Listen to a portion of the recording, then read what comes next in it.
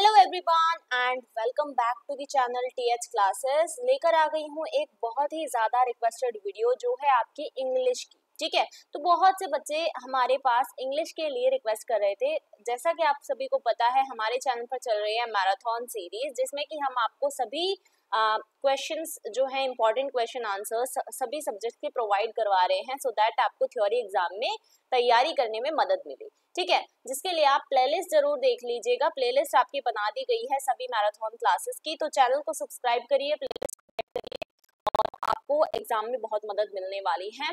तो आते हैं बैक टू द टॉपिक। तो यहाँ पर इंग्लिश में बहुत से बच्चे कंफ्यूज होते हैं कि किस तरीके का पेपर आता है, कैसे हम सॉल्व करेंगे, हमें कुछ समझ नहीं आ रहा है। और इंग्लिश में हमने बिल्कुल भी तैयारी की है, अगर आपने 1% भी बुक में से कुछ नहीं पढ़ा है तब भी मेरी गारंटी है आप 70+ मार्क्स ला सकते हैं इंग्लिश में। बस आपको क्या करना है, ध्यान से इस वीडियो को एंड तक जरूर देखना है। मैं फिर दोबारा रिपीट कर रही हूँ, बुक अगर बिल्कुल भी नहीं उठाई ना तब भी आप 70+ मार्क्स ला सकते हैं। तो इस वीडियो में जो भी आपको कंटेंट बताया जाएगा वो बिल्कुल जबरदस्त होने वाला है और आपकी बहुत हेल्प करने वाला है ये कंटेंट। और यहाँ पर आपको 26 क्वेश्चंस का ये पूरा पेपर देखने को मिलता है, जिसमें सेक्शन ए और सेक्शन बी आपको मिलेगा।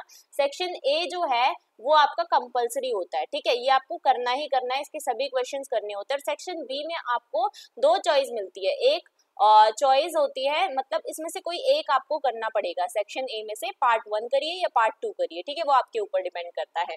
उसके बाद आपका इस तरीके से जो पेपर होता है वो ऐसा होता है, यहाँ पर आपको रोल नंबर लिखना होता है, कोड नंबर दिया होता है, सेट दिया होता है और 302 यानी कि 302 इसका कोड है। मैं फिर दोबारा रिपीट कर रही हूँ, प्लेलिस्ट आप चेक कर सकते हैं, बहुत सी ऐसी प्लेलिस्ट है जो आपके बहुत काम आएंगी हमारे चैनल पर। ठीक है, उसके लिए सब्सक्राइब भी कर लीजिएगा, सो दैट आपको कोई भी नोटिफिकेशन सबसे पहले मिल जाए। यहाँ पर आपको date and day of examination लिखना होता है, नीचे आपके जो 2 टीचर्स होते हैं उनके साइन होते हैं और back to the general instruction, यहाँ पर आपको कुछ जनरल इंस्ट्रक्शन दिए जाते हैं। अभी मैं आपको एक बात बताना चाहूंगी, सबसे पहली बात, अगर आप किसी भी पेपर को दे रहे हैं, बेशक वो इंग्लिश का हो, चाहे वो मैथ्स का हो या कोई भी पेपर हो, सबसे जरूरी जो होता है वो होता है confidence. Confidence is the key. आपने पहले ही अगर कॉन्फिडेंस लूज कर लिया कि भाई इंग्लिश का पेपर है, मैथ का पेपर है, बहुत डरावना होता है, बहुत ज्यादा डिफिकल्ट होता है, तो आप कुछ नहीं कर पाएंगे। अगर आपके अंदर थोड़ा सा भी कॉन्फिडेंस है ना कि हाँ मैं कर सकती हूँ या मैं कर सकता हूँ, तो हम आपका कॉन्फिडेंस बढ़ाकर आपको और भी ज्यादा अच्छे मार्क्स दिलवा देंगे। ठीक है, पर कॉन्फिडेंस आपके अंदर होना चाहिए। जनरल इंस्ट्रक्शंस में आपका बेसिकली यही होता है कि रोल नंबर आपको जो है फर्स्ट पेज पे क्वेश्चन पेपर पर लिखना ही लिखना है। एंड यस, आपको एक बात मैं सजेस्ट करना चाहूंगी कि अगर आप पेपर में 10 मिनट पहले, 15 मिनट पहले जा सकें तो प्लीज जाइए, लेट बिल्कुल भी मत होइएगा। ठीक है, बहुत से बच्चे ऐसे हैं जो लेट हो जाते हैं किसी न किसी कारण से, तो वो प्लीज आधा घंटा पहले निकलिए अपने घर से या 1 घंटा पहले निकल जाइए। बेशक ट्रैफिक वगैरह लगता है, मैं समझती हूँ, लेकिन लेट अगर होंगे तो आपका ही यहाँ पर नुकसान होने वाला है, क्योंकि इंग्लिश हो या मैथ हो, कोई भी पेपर हो, उसको समझने के लिए आपको समय दिया जाता है 10 से 15 मिनट का। ठीक है, क्वेश्चन पेपर आपको पता होगा बांट दिया जाता है पहले ही। अब उस क्वेश्चन पेपर को आप समझेंगे कैसे, पढ़ने के बाद पढ़ेंगे तभी तो, पढ़ने का ही तो, रीडिंग का ही तो टाइम दिया जाता है 10-15 मिनट का। तो उस टाइम को आपको लेट होके वेस्ट नहीं करना है, क्योंकि वो टाइम बहुत जरूरी होता है। इंग्लिश का पेपर तो ऐसा है कि अगर आप पढ़ेंगे नहीं तो आप जब पेपर लिखने जाएंगे तो आपको समझ ही नहीं आएगा। ठीक है, कुछ क्वेश्चन ऐसे होते हैं जो आपको स्टार्टिंग में ही मिल जाते हैं, तो उनको टिक लगा के आपको रखना होता है। तो द सजेशन इज कि आपको 10 to 15 मिनट्स अर्ली ही पहुंचना है, लेट नहीं जाना है। उसके बाद क्वेश्चन पेपर को आपको वेरीफाई कर लेना है, सभी पेजेस वगैरह देख लेने हैं, क्वेश्चन पेपर सभी सेम है या नहीं, कोई भी आइडेंटिफिकेशन मार्क आपके आंसर बुक पे या फिर रोल नंबर पे नहीं मिलना चाहिए, क्योंकि ऐसा करने से आपको डिस्क्वालीफाई भी कर दिया जा सकता है। उसके बाद क्वेश्चन पेपर का जो कोड नंबर है वो आपको आंसर बुक पे लिखना है, कुछ जनरल इंस्ट्रक्शंस दिए जाते हैं। उसके बाद ये जो पूरा पेपर होने वाला है, ये होने वाला है 3 घंटे का। ठीक है, इंग्लिश 302 का 3 घंटे का पेपर होता है। ये वीडियो आपकी होने वाली है 1 to हाफ आवर की, या फिर शायद 2 घंटे की भी हो सकती है। तो 3 घंटे का पेपर मैं आपको 2 घंटे में करवाने वाली हूँ, तो ये बात आपको बहुत ही ज्यादा जबरदस्त लगेगी कि भाई 2 घंटे में किस तरीके से पेपर होगा। बहुत आसान है ये पेपर और हम 2 घंटे में पूरा करेंगे। मैक्सिमम मार्क्स 100 हैं। आप भी अगर पेपर देंगे नहीं अपना एग्जाम हॉल में बैठ के, तो बस ये सोचेंगे कि बस 2 घंटे में हमारा हो गया। ठीक है, चलिए इस क्वेश्चन पेपर में 2 सेक्शन होंगे, ऑलरेडी मैंने आपको बता दिया सेक्शन ए कंपलसरी है, बी में 2 ऑप्शन होंगे, एक ऑप्शन आपको करना है, मार्क्स सभी के सबके सामने होंगे। तो वेरी फर्स्ट सेक्शन आपका सेक्शन ए है। फर्स्ट क्वेश्चन यहाँ पर आपको ए में भी चॉइस मिलेगी और बी में भी चॉइस मिलेगी, ठीक है। जैसे यहाँ पर ए है, इसमें भी आपको चॉइस है नीचे करके ये वाली, और बी जो पार्ट है ये वाला पार्ट, इसमें भी आपकी चॉइस है, वो मैं आपको आगे दिखा दूंगी। तो यहाँ पर जो ये ए पार्ट है इसमें आपको देखिए सेक्शन ए में पहले मैं आपको ये समझा देती हूँ सेक्शन ए में आता क्या है।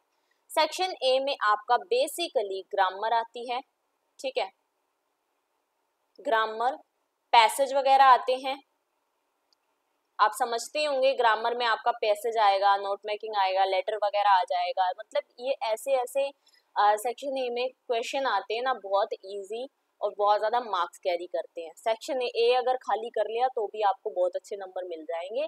और इसके अलावा सेक्शन ए में ही आपका थोड़ा सा बुक का पोर्शन आता है, नॉट वेरी मच, बस थोड़ा सा आपका बुक का पोर्शन आता है, ठीक है। आप उसको भी अगर कर लेंगे तो 100% आपके बन जाएंगे मार्क्स। सेक्शन बी जो है उसमें आपका जो है एक रिसेप्शनिस्ट का पोर्शन आता है और एक और आपका चॉइस में पोर्शन आता है, तो आप वो दोनों में से कोई एक कर सकते हैं। फिलहाल हम सेक्शन ए पे आते हैं। तो ग्रामर वगैरह हमें यहाँ पर देखने को मिलती है। तो आपका जो क्वेश्चन है एक्सट्रैक्ट्स यहाँ पर आपको दिया हुआ है। एक्सट्रैक्ट का मतलब होता है कोई एक आपका चैप्टर ले लिया, चैप्टर में से आपका कोई एक पैसेज उठा लिया, मतलब कोई पैरा उठा लिया, उस पैरा में से आपके क्वेश्चन बना के दे देते हैं ये लोग, ठीक है। अब उनके क्वेश्चन के आंसर आपको करने हैं। तो इसको सॉल्व करने का क्या तरीका होता है, आपको सबसे पहले कुछ नहीं करना, इसको भी मत पढ़िए, ठीक है, इसको अभी मत पढ़िए। सबसे पहले आप क्वेश्चन को पढ़िए, क्या क्वेश्चन दिए गए हैं और क्वेश्चन को समझिए। तो पहला क्वेश्चन दिया गया व्हाट डिड आंट प्रमिला से, यानी कि आंट प्रमिला ने क्या कहा, आंट प्रमिला ने क्या कहा। उसके बाद है सेकंड क्वेश्चन डिस्क्राइब आराधना, यानी कि आराधना के बारे में बताओ, आराधना के बारे में समझाओ। उसके बाद थर्ड है what was special about today, यानी कि आज के बारे में स्पेशल क्या था, क्या था, ठीक है, आज के बारे में स्पेशल क्या था। ये सभी एक एक नंबर के हैं, ये फर्स्ट क्वेश्चन आपका 4 नंबर का होता है, ठीक है। उसके बाद फोर्थ है आपका, अब ये फोर्थ हमेशा सेम ही रहता है, ये कहता है कि भाई 2 तुमको वर्ड दे दिए हैं, अब इन 2 वर्ड में से कोई मतलब ऐसा वर्ड निकालो जो कि बिल्कुल सेम हो। जैसे यहाँ पर फर्स्ट वाला दे दिया है और सेकंड वाला दे दिया है, अब एक सेंटेंस दे दी, अब इनमें से ऊपर में से हमें ऐसा वर्ड निकालना है जो कि बिल्कुल सेम हो, ठीक है। तो पहला वर्ड आपका क्या है यहाँ पर, ये है आपका ब्रीथ लेबरियसली, यानी कि जोर से सांस लेना। आप पहले इसकी हिंदी समझिएगा, जोर से सांस लेना, उसको हमें ऊपर ढूंढना है कि ऐसा कौन सा वर्ड हो सकता है जो बिल्कुल सेम हो। इसके बाद है इजिली अपसेट और ऑफेंडेड, यानी कि बहुत जल्दी दुखी हो जाना या किसी चीज से परेशान हो जाना, ठीक है। तो अब पढ़ते हैं हम passage. I gasped and stared aghast at aunt Pramila, यानी कि मैं दुखी हो गई, मैंने एकदम लंबी सांस ली और मैंने दुखी होकर अपनी आंट जो थी, अपनी जो आंटी थी प्रमिला जिनका नाम है, उनकी तरफ घूरा। स्टेयर्ड का मतलब होता है घूरा, ठीक है। How on earth could she say such hurting words in front of Aradhana, यानी कि कैसे, मतलब उस इस धरती पे कैसे वो इस तरीके के हर्टिंग यानी कि परेशान करने वाले, दुख देने वाले वर्ड्स आराधना के सामने कह सकती है। तो ये जो है इसका मैं आपको पहले ये समझा देती हूँ कि ये चैप्टर कौन सा है और कहाँ से लिया गया है ये पूरा। पहले हम इसको पढ़ लेते हैं पूरा। Didn't she knew how टची she was about dark complexion, यानी कि क्या उनको नहीं पता कि कितनी ज्यादा टची है वो अपने डार्क कम्प्लेक्शन यानी कि अपने काले रंग को लेकर। And why did she have to hang on it today of all days, मतलब आज ही क्यों इस बारे में बात करनी थी, इतने खास दिन के बारे में, इतने खास दिन के होते हुए आज ही क्यों इसके बारे में बात करनी थी।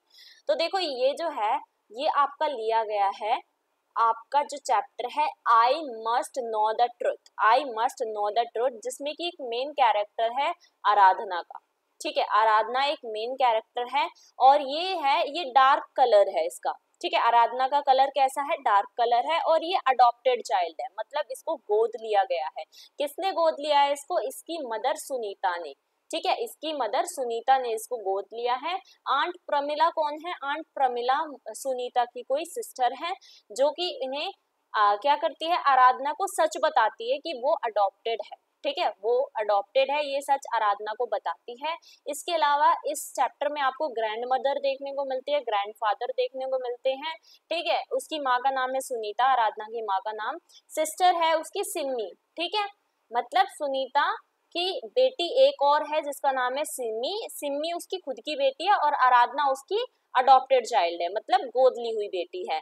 फादर का कैरेक्टर आपको इसमें देखने को मिलेगा, पर इसमें जो मेन कैरेक्टर्स हैं वो है आराधना का, आंट प्रमिला का, ग्रैंड मदर का एंड सुनीता का, और इसके अलावा सिमी का भी एक मेन कैरेक्टर है इसमें।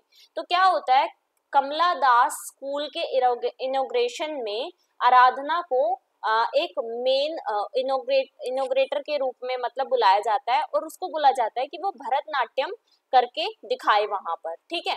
क्या हो रहा है, स्पेशल डे क्यों है ये, क्योंकि कमला दास स्कूल के इनॉग्रेशन में भरतनाट्यम करने के लिए उसको बुलाया गया है। तो इसके लिए आराधना के लिए एक मेन डे इसीलिए था क्योंकि वो भरतनाट्यम करती थी और वो डार्क कलर की थी, और अडॉप्टेड उसको नहीं पता था कि मैं अडॉप्टेड हूँ, लेकिन उसको ये पता है कि उसका कलर थोड़ा डार्क है, इसलिए आराधना को थोड़ा सा अपने अंदर थोड़ा अंडर कॉन्फिडेंस रहती है वो इस चीज को लेके।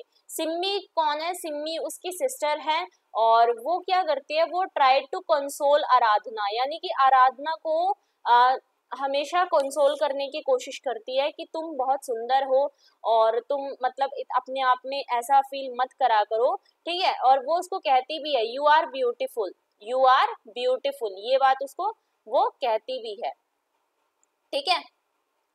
अब क्या होता है कि ग्रैंड मदर और आंट प्रमिला वो आते हैं आराधना के इस शो में, इस इनॉग्रेशन में, और वो क्या करती है आंट प्रमिला, वो कहती है कि तुम्हें एक सच नहीं पता। आराधना वो कहती है कि मुझे क्या सच नहीं पता, ग्रैंड मदर भी कहती है यस तुम्हें एक सच नहीं पता, और उसके बाद ग्रैंड मदर वहां से चली जाती है। सिम्मी भी वहीं पर है, ठीक है, सिम्मी भी उस सीन में वहीं पर है। प्रमिला कह रही है कि तुम्हें ये सच नहीं पता कि तुम एक अडॉप्टेड चाइल्ड हो। सिम्मी प्रमिला को रोकने की कोशिश कर रही है लेकिन वो नहीं रुकती है, ठीक है। आराधना को जब ये बात पता चलती है, उसकी स्टेज पे जाने की बारी थी भरतनाट्यम करने की, ठीक है, तो सिम्मी उसको कंसोल करती है कि ऐसा कुछ नहीं है। आराधना प्रमिला से दोबारा पूछती है क्या ये सच है, तो प्रमिला फिर कहती है कि यस ये बिल्कुल सच है कि तुम अडॉप्टेड हो। इस पूरे लेसन में तुम्हें यही देखने को मिलेगा कि बस यही है कि इसको पता चल जाता है कि ये अडॉप्टेड है, ठीक है। उसके बाद जो सुनीता है वो भी उसको मतलब प्रमिला को रोकती है, आराधना बहुत ज्यादा परेशान हो जाती है, रोने लग जाती है, और वो लास्ट में मतलब लाफ के साथ रोती है, ठीक है, हंसी के साथ वो रोने लग जाती हैं। इसके अलावा जो उसके टीचर्स वगैरह हैं उस स्कूल के और जो बच्चे हैं वो भी देखते हैं कि ऐसा क्या हो गया कि वो इतनी तेज तेज इस तरीके से रो रही है, ठीक है। तो पूरा ये चैप्टर इसी बारे में है। अब आते हैं हमारे क्वेश्चन की तरफ। तो आपको क्वेश्चन में क्या बोला था, व्हाट डिड आंट प्रमिला से, यानी कि आंट प्रमिला ने उसको क्या कहा, आंट प्रमिला ने उसको उसके डार्क कम्प्लेक्शन के बारे में कहा कि वो जो है यस उसको वो एक टॉन्ट भी देती है। आराधना जो है आंट प्रमिला जो है आराधना को एक टॉन्ट भी देती है हमेशा कि वो काली है, ठीक है, she has a dark complexion, ठीक है, she has a dark complexion. लेकिन सिम्मी उसको रोकती है, सिम्मी कहती है यू आर ब्यूटीफुल, तुम्हें इस पे ध्यान देने की जरूरत नहीं है। तो अभी हमने क्या देखा, प्रमिला ने उसको कहा she has a dark complexion and she is adopted. तो आपको सिर्फ इतना लिखना है कि Pramila, aunt Pramila said that she was about dark complexion and she is adopted, that is it। आपको अब आराधना को डिस्क्राइब करना है। तो आराधना कौन है, आराधना जो है, Aradhana is a Bharatanatyam dancer, ठीक है। उसके बाद आप लिखिएगा Aradhana is a Bharatanatyam dancer and she has a dark complexion, she has a dark complexion and she is touchy about her dark complexion. तो ये आप लिख दीजिएगा। उसके बाद आपसे पूछा है what was special about today, आज में ऐसा खास क्या था। तो आपको पता है आज में ऐसा क्या खास था, क्योंकि she was performing in the Kamala Das school inauguration, ठीक है। आपको लिखना है शी वॉज, यानी कौन कौन कर रही थी, वो परफॉर्म कौन करने वाली थी, Aradhana was to perform in the Kamala Das school inauguration, ठीक है। उसके बाद आपके आ जाता है यहाँ पर पिक आउट वर्ड्स वाला।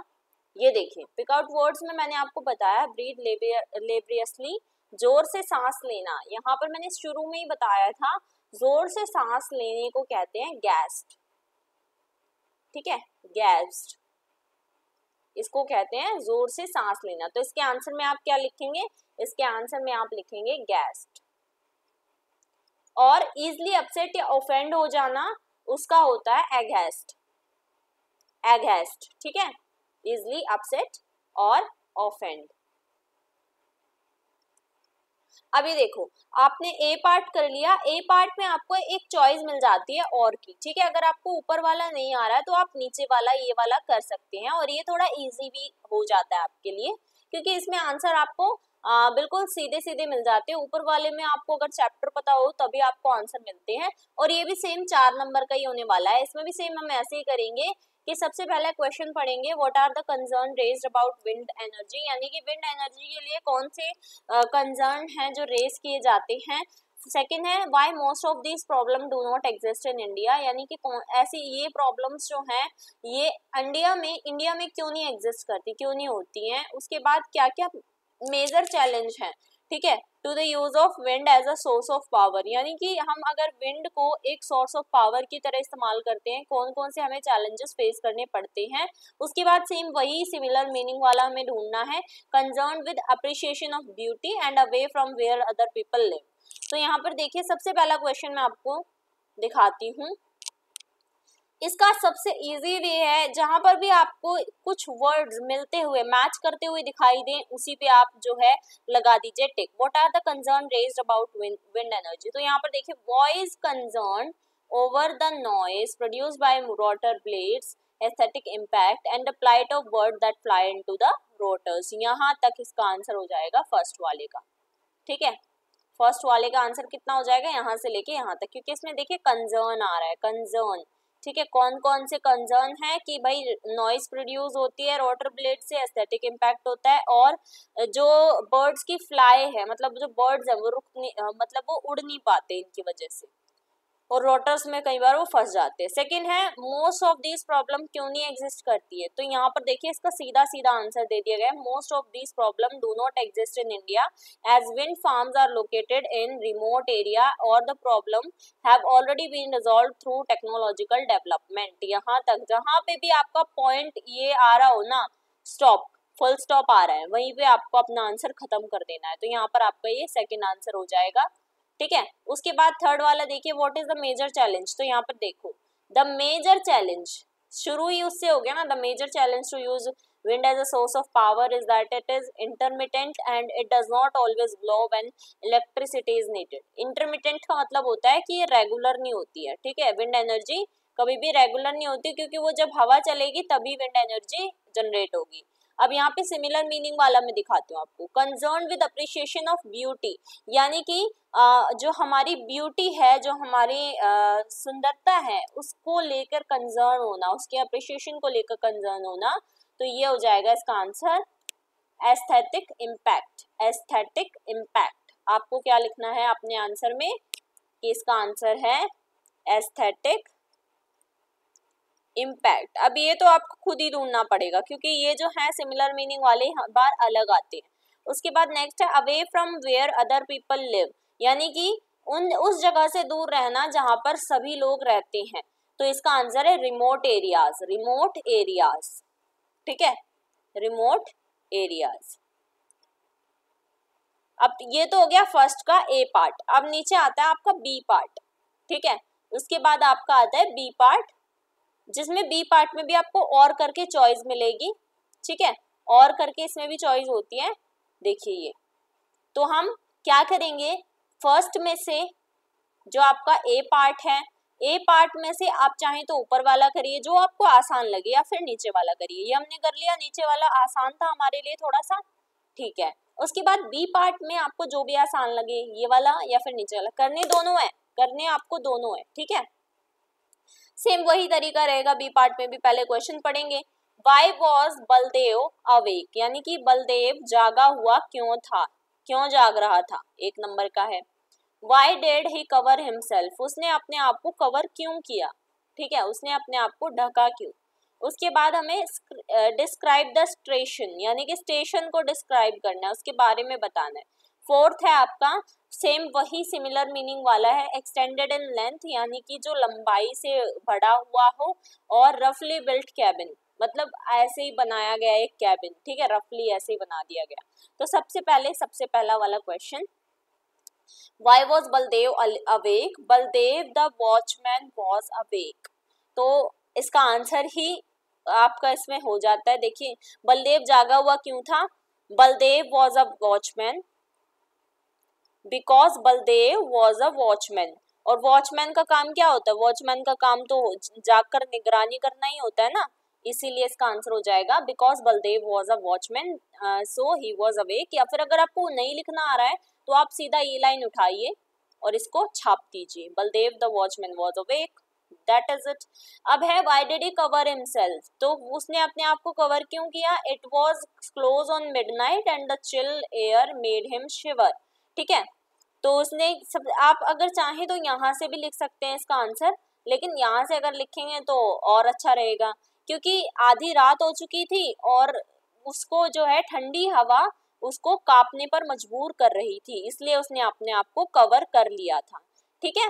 तो ये इसका आंसर हो जाएगा। उसके बाद स्टेशन को डिस्क्राइब करना है, तो यहाँ पे ये लाइन खत्म हो गई, नीचे से दूसरी लाइन स्टार्ट है साथ में से, the station a small sack backed by heavy jungle was a station in name only, मतलब वो जो स्टेशन था वो एक, मतलब पूरे घने जंगल में था वो स्टेशन, और सिर्फ नाम का स्टेशन था, क्योंकि वो जो ट्रेन होती थी वो वहां पर कुछ ही देर के लिए, कुछ ही सेकंड्स के लिए रुका करती थी, और फिर उसके बाद वो एक डीप टनल में जाकर चली जाती थी। तो ये इसका यहाँ तक इसका आंसर हो जाएगा, स्टेशन को डिस्क्राइब करने वाला। उसके बाद आपका सिमिलर मीनिंग वाला है एक्सटेंडेड इन लेंथ, यानी कि लंबाई में एक्सटेंड होना, बढ़ना। तो इसका देखिए आंसर हो जाएगा स्ट्रेच। स्ट्रेच, अगर आप स्ट्रेच करना, मतलब देखो इसका, ये देखो, he stretched himself slowly unwinding the heavy shawl that covered him, यानी कि उसने आपको अपने आप को स्ट्रेच किया। और इसमें आपसे पूछा गया है स्ट्रेच मतलब क्या होता है, अपने आप को फैलाया या अपने आप को जो है एक्सटेंड किया, तो वही सेम आपका यहाँ पर पूछा है, एक्सटेंड इन लेंथ, लेंथ में अपने आप को जो है स्ट्रेच करना। स्ट्रेचिंग का मतलब तो आप सभी को पता होगा। उसके बाद सेकंड है आपका रफली बिल्ट कैबिन, यानी कि ऐसे ही एक बना दिया कैबिन है। तो इसका आंसर क्या हो जाएगा, इसका आंसर हो जाएगा a small sac, a small शैक, ठीक है, रफली बिल्ट कैबिन। अब और वाला भी एक बार देख लेते हैं, जिन बच्चों को और वाला करना है ये वाला तो वो कर ले, ठीक है। तो फर्स्ट क्वेश्चन है what was the father persisting, यानी फादर किस चीज के लिए परसिस्ट कर रहे थे, किस चीज के लिए उनको कह रहे थे, ठीक है, पॉइंट को कह रहे थे। What would happen if the writer stayed at home, अगर राइटर अपने घर में रुकता तो फिर क्या होता। What did the father realise, अब उसके पिता ने क्या रियलाइज किया, क्या उसने पाया। उसके बाद सेम वही सिमिलर वर्ड्स वाला आ जाएगा आपका। देखिए what यहाँ पर देखिए, my father still persisted for he knew that my staying at home would result in my becoming a pampered child, तो मेरे पापा ने फिर भी मुझे persist किया, क्योंकि वो जानते थे क्यों कि अगर मैं घर में रहा तो उससे मेरा क्या रिजल्ट होगा, उससे मैं एक सिर्फ पैम्पर्ड चाइल्ड बन के रह जाऊंगा, ठीक है, ऐसा बच्चा जो कि सिर्फ पैम्पर हुआ है। एंड ही रियलाइज, उन्होंने क्या रियलाइज किया कि अगर I would have difficulty in playing with normal children, उससे क्या होगा, उससे मैं नॉर्मल जो बच्चे हैं उनके साथ खेलने में भी मैं डिफिकल्टी फील करूंगा, और मेरी माँ जो है हमेशा इस बात से डर में रहेंगी कि मैं किस तरीके से घर को छोड़ रहा हूँ या कैसे मैं छोड़ रहा हूँ, ठीक है, तो वो उस चीज से लेकर डर में रहेंगी। तो पहली चीज है आपके, उसके जो फादर थे राइटर के, उसने क्या परसिस्ट किया, उसने परसिस्ट किया कि वो जो है he get out of the home, writer जो है वो घर से बाहर जाकर कुछ करे, ठीक है। उसके बाद है what would happen if the writer stayed at home, तो क्या होता है, राइटर अगर घर होता है तो अगर वो स्टेइंग एट होम होता है तो वो क्या होता है, उससे वो एक पैम्पर्ड चाइल्ड बनकर रह जाता है। यहाँ तक आपका आंसर हो जाएगा। What did the father realize, he realized as well that, I की जगह आप ही लिख देना, he would have difficulty in playing with normal children, ठीक है। अगर आप चाहें तो पूरा आंसर यहाँ तक लिख सकते हैं, लेकिन यहाँ तक अगर लिखोगे तो भी फाइन है। उसके बाद pick out the following words वाला आता है आपका सिमिलर मीनिंग वाला, ठीक है। तो पहला आपका है continued in spite of difficulty, यानी कि डिफिकल्टी रहते हुए भी कंटिन्यू करना, परेशानी रहते हुए भी किसी चीज को कंटिन्यू करना, जारी रखना। तो इसका आंसर होता है परसिस्टेड, ठीक है। परेशानी होते हुए भी किसी चीज को जारी रखना इज कॉल्ड परसिस्टेड। और एक है अ हाउस और अ बिल्डिंग, कोई घर या कोई बिल्डिंग, तो इसका आंसर है प्रीमिसेस, ठीक है, प्रीमिसेस, कोई घर या कोई बिल्डिंग। अच्छा, मैं ऊपर वाला जो बलदेव वाला था चैप्टर, ये थोड़ा इम्पोर्टेंट चैप्टर है, इसके बारे में अब हम देख लेते हैं एक बार। इसके बारे में देखना आपके लिए जरूरी है। तो ये जो चैप्टर है ये आपका है the tiger in the tunnel से, ठीक है, the tiger in the tunnel से पूरा पैरा लिया गया है। इसमें एक मेन कैरेक्टर है बलदेव का। क्या होता है, बलदेव को वॉचमैन की जॉब मिलती है। फॉरेस्ट में एक रेलवे स्टेशन होता है, ठीक है, जंगल सा है, वहां पर एक रेलवे स्टेशन है, वहां पर इसको एक जॉब मिलती है। अब क्या होता है, बलदेव जो है वो कहाँ पर रहता है, बलदेव का एक बेटा है, ठीक है, वाइफ है और एक बेटी है। बलदेव अपने जो है फैमिली मेंबर्स के साथ ट्राइबल एरिया में रहता है, गांव के पास, जंगल जहाँ पे है, जंगल से पास एक गांव है, वहां पर एक ट्राइबल एरिया है, जनजातीय एरिया है, वहां पर ये सारे लोग रहते हैं, बलदेव, उसका बेटा, उसकी बेटी और उसकी वाइफ, ठीक है। बलदेव के बेटे का नाम है तेम्बू, तेम्बू जो कि 12 साल का है। अब क्या होता है, बलदेव को जब वॉचमैन की नौकरी मिलती है फॉरेस्ट में, जंगल में, अब वहां पर जो रेलवे स्टेशन है, रेलवे स्टेशन से, मान लीजिए ये रेलवे स्टेशन है, ठीक है, यहाँ से रेल आती है और इस तरफ अगर मुड़ती है ना, तो यहाँ पे एक टनल में वो चली जाती है और कहा जाता है कि उस टनल में टाइगर है, टनल में कौन है, टाइगर है। तो इसलिए बहुत से लोग उस टनल में से गुजरने से बहुत डरते हैं और गांव के लोग सभी ये सोचते हैं कि किसी न किसी तरीके से वो टाइगर जो है वो मर जाए, लेकिन ऐसा हो नहीं पाता है। तो जब बलदेव को वहां नौकरी मिलती है तो उसकी वाइफ और उसकी बेटी बहुत डर जाती है, साथ में उसका सन भी। सन को उसके पता नहीं होता है, तेम्बू को कुछ ज्यादा पता नहीं होता। तो क्या होता है, तेम्बू उस दिन जो है बलदेव के साथ, वो यूजुअली जैसे नौकरी पे जाता था बलदेव वॉचमैन की, वैसे ही उस दिन तेम्बू उसके साथ बलदेव के साथ जाता है, ठीक है, बलदेव जो उसका पिता है।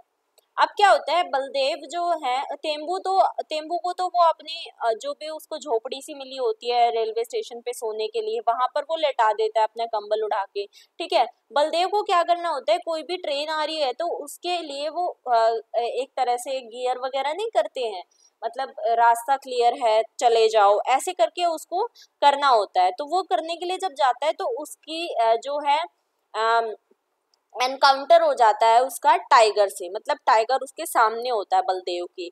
अब बलदेव के पास कुछ पुरानी एक्स होती हैं, एक्स का मतलब आप समझते होंगे, कुछ पुरानी कुल्हाड़ी होती हैं जो कि वो हमेशा अपने पास रखता है, जो कि उसके दादा परदादा के टाइम की होती हैं। तो क्या होता है, वो बलदेव उससे डरता डरता तो है टाइगर से, लेकिन वो अपने आप को ऐसा शो करता है कि वो उससे नहीं डर रहा है। अब टाइगर उसके सामने, बलदेव टाइगर के सामने है, तो वो दोनों ही एक दूसरे को जो है हार्म पहुंचाने की कोशिश करते हैं और बलदेव सोचता है किसी न किसी तरीके से मैं इसको मार दूं, ठीक है। बलदेव उससे लड़ाई करता है, फोर्ट विद द टाइगर, उससे लड़ाई करता है और उसको इंजर्ड कर देता है, ठीक है, इंजर्ड कर देता है एक्स से, मतलब जो उसकी कुल्हाड़ी उसके पास होती है, टाइगर को वो मार देता है, ठीक है, और वो टाइगर उससे इंजर्ड हो जाता है और वो वहीं पर लेट जाता है। इसके साथ साथ टाइगर भी उसको जो है मारता है, मतलब बलदेव को टाइगर भी पंजा मार देता है और बलदेव की वहीं पर मौत हो जाती है, ठीक है। पर एक जो मौत के बावजूद भी अपनी सेक्रीफाइस करता है वो अपनी लाइफ, किस लिए, क्योंकि विलेजर्स जो हैं वो आसानी से रह सके और जो भी ऑब्स्टेकल्स थे, जो भी परेशानियां थी लोगों को टनल्स तक जाने में, वो सारी हट गई थी। मतलब टाइगर अब वहां नहीं था और इस चीज से सभी, मतलब बलदेव की मृत्यु से बहुत दुखी भी थे और एक खुशी ये भी थी कि जो टनल में टाइगर था वो अब नहीं है, ठीक है। तो जब तेम्बू सुबह उठता है तो वो देखता है कि रेलवे स्टेशन पे ही किसी की लाश पड़ी है, और जब वो पास जाके देखता है तो बहुत से आदमी उसके आसपास खड़े होते हैं, और जब वो पास जाके देखता है तो वहां पर उसके पिता की ही लाश पड़ी होती है, बलदेव की, ठीक है। फिर उसके बाद सारा जो बोझ होता है वो 12 साल के तेंबू पे आ जाता है, अपनी मदर और अपनी जो बहन होती है उनका, ठीक है। और तेंबू फिर वो नौकरी वॉचमैन की वहां पर करने लग जाता है। तो ये पूरी स्टोरी होती है टाइगर इन द टनल की, ठीक है। अगर इससे क्वेश्चन आपके आ जाए तो आप प्लीज इसको कर लीजिएगा। अब हम देखते हैं आगे third question, no sorry second question. तो मैंने आपका फर्स्ट क्वेश्चन का ए और बी पार्ट सारे और वाले भी मैंने आपको करवा दिए हैं, तो आपको कोई डिफिकल्टी नहीं होगी। अब जो सेकंड क्वेश्चन है आपका, ये आपका 30 से 40 शब्दों में आपको आंसर करना होता है। कोई 3 क्वेश्चन के आंसर आपको करने हैं, 4 क्वेश्चन आपको दिए जाएंगे, ठीक है। 3 क्वेश्चन के आंसर करने पे आपको 6 मार्क्स मिलने वाले हैं। तो मैं आपको सारे करवा दूंगी। तो पहला आपका क्वेश्चन जो है वो if I were you chapter से है। What was the intruders first question, यानी इंट्रूडर का पहला क्वेश्चन क्या था और गेरर्ड कैसे रिएक्ट करता है इस क्वेश्चन पे। तो इसके आंसर आप देख लीजिए, इंट्रूडर का सबसे पहला क्वेश्चन क्या था। तो गेरर्ड क्या था, गैरट जो था वो शॉक हो जाता है, ठीक है। और इसके साथ साथ वो डरा हुआ भी होता है, क्योंकि वो जो स्ट्रेंजर था, जो इंट्रूडर था, उसके हाथ में हथियार होता है, बंदूक होती है। एंड वो बंदूक लेके उसकी कुटिया में कॉटेज में आया होता है। But he tried to conceal his feelings and pretended to welcome the intruder. लेकिन वो जो डरा हुआ है, जो शॉक्ड है, उस चीज को वो दिखाता नहीं है उसके सामने, और वो प्रिटेंड करता है कि वो बिल्कुल ठीक है। That intruder asked Gerard to keep his hands up, remain calm and answer his questions about Gerard's personal life.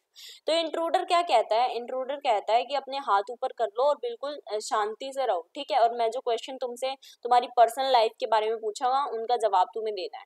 तो इंट्रूडर उस जो कि एक्चुअली एक क्रिमिनल होता है, ठीक है, वो एक क्रिमिनल है, वो भागा हुआ होता है, आम उनके हाथ में होते हैं, मतलब जो हथियार होते हैं वो उसके हाथ में होते हैं। और वो जो है पुलिस से एस्केप मतलब भागा हुआ होता है, छुपा हुआ होता है। वो गैरेट से सबसे पहला क्वेश्चन क्या पूछता है कि वो क्या घर में अकेला रहता है, वो उस कॉटेज में क्या अकेला रहता है। सबसे पहला क्वेश्चन उसका यही होता है। तो यहाँ पर आपको समझ आ गया होगा किस तरीके से आपको आंसर करना है, 2 नंबर आपको मिल जाएंगे। नेक्स्ट क्वेश्चन है, in which part of India is wind energy abundant, यानी कि विंड एनर्जी जो है वो इंडिया के कौन से पार्ट में अबंडेंट है और कौन सी रिसर्च करी गई है, क्यों करी गई है, क्यों और कौन सी रिसर्च करी गई है विंड एनर्जी के लिए। तो इसका आंसर देखिए,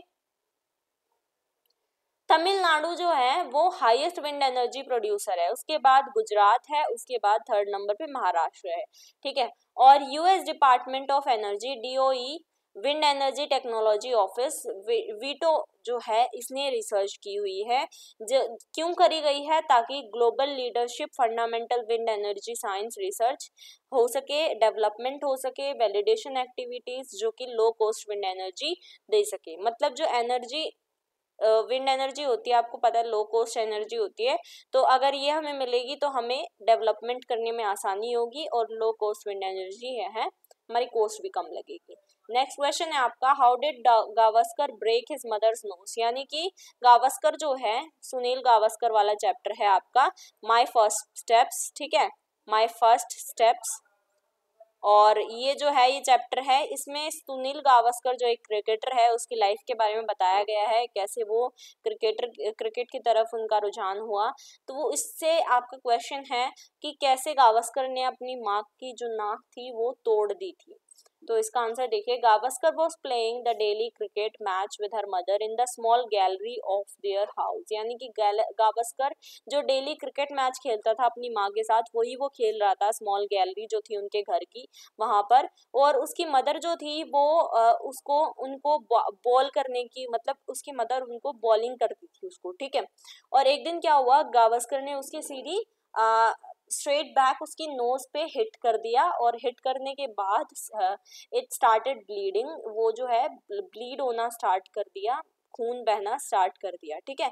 और वो डर गया उस चीज से, लेकिन फिर भी उसकी माँ ने उस चीज को वो नहीं लिया, उन्होंने अपने आप को पट्टी वगैरह करवाई, और उसके बाद वो दोबारा से उन्होंने उसके साथ खेलना स्टार्ट कर दिया। तो पूरा ये आपका क्वेश्चन का आंसर हो जाएगा, ठीक है।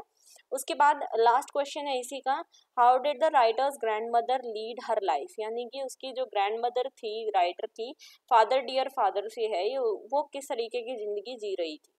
तो ये देखिए, The author describes his grandmother as short, old, fat and slightly bent.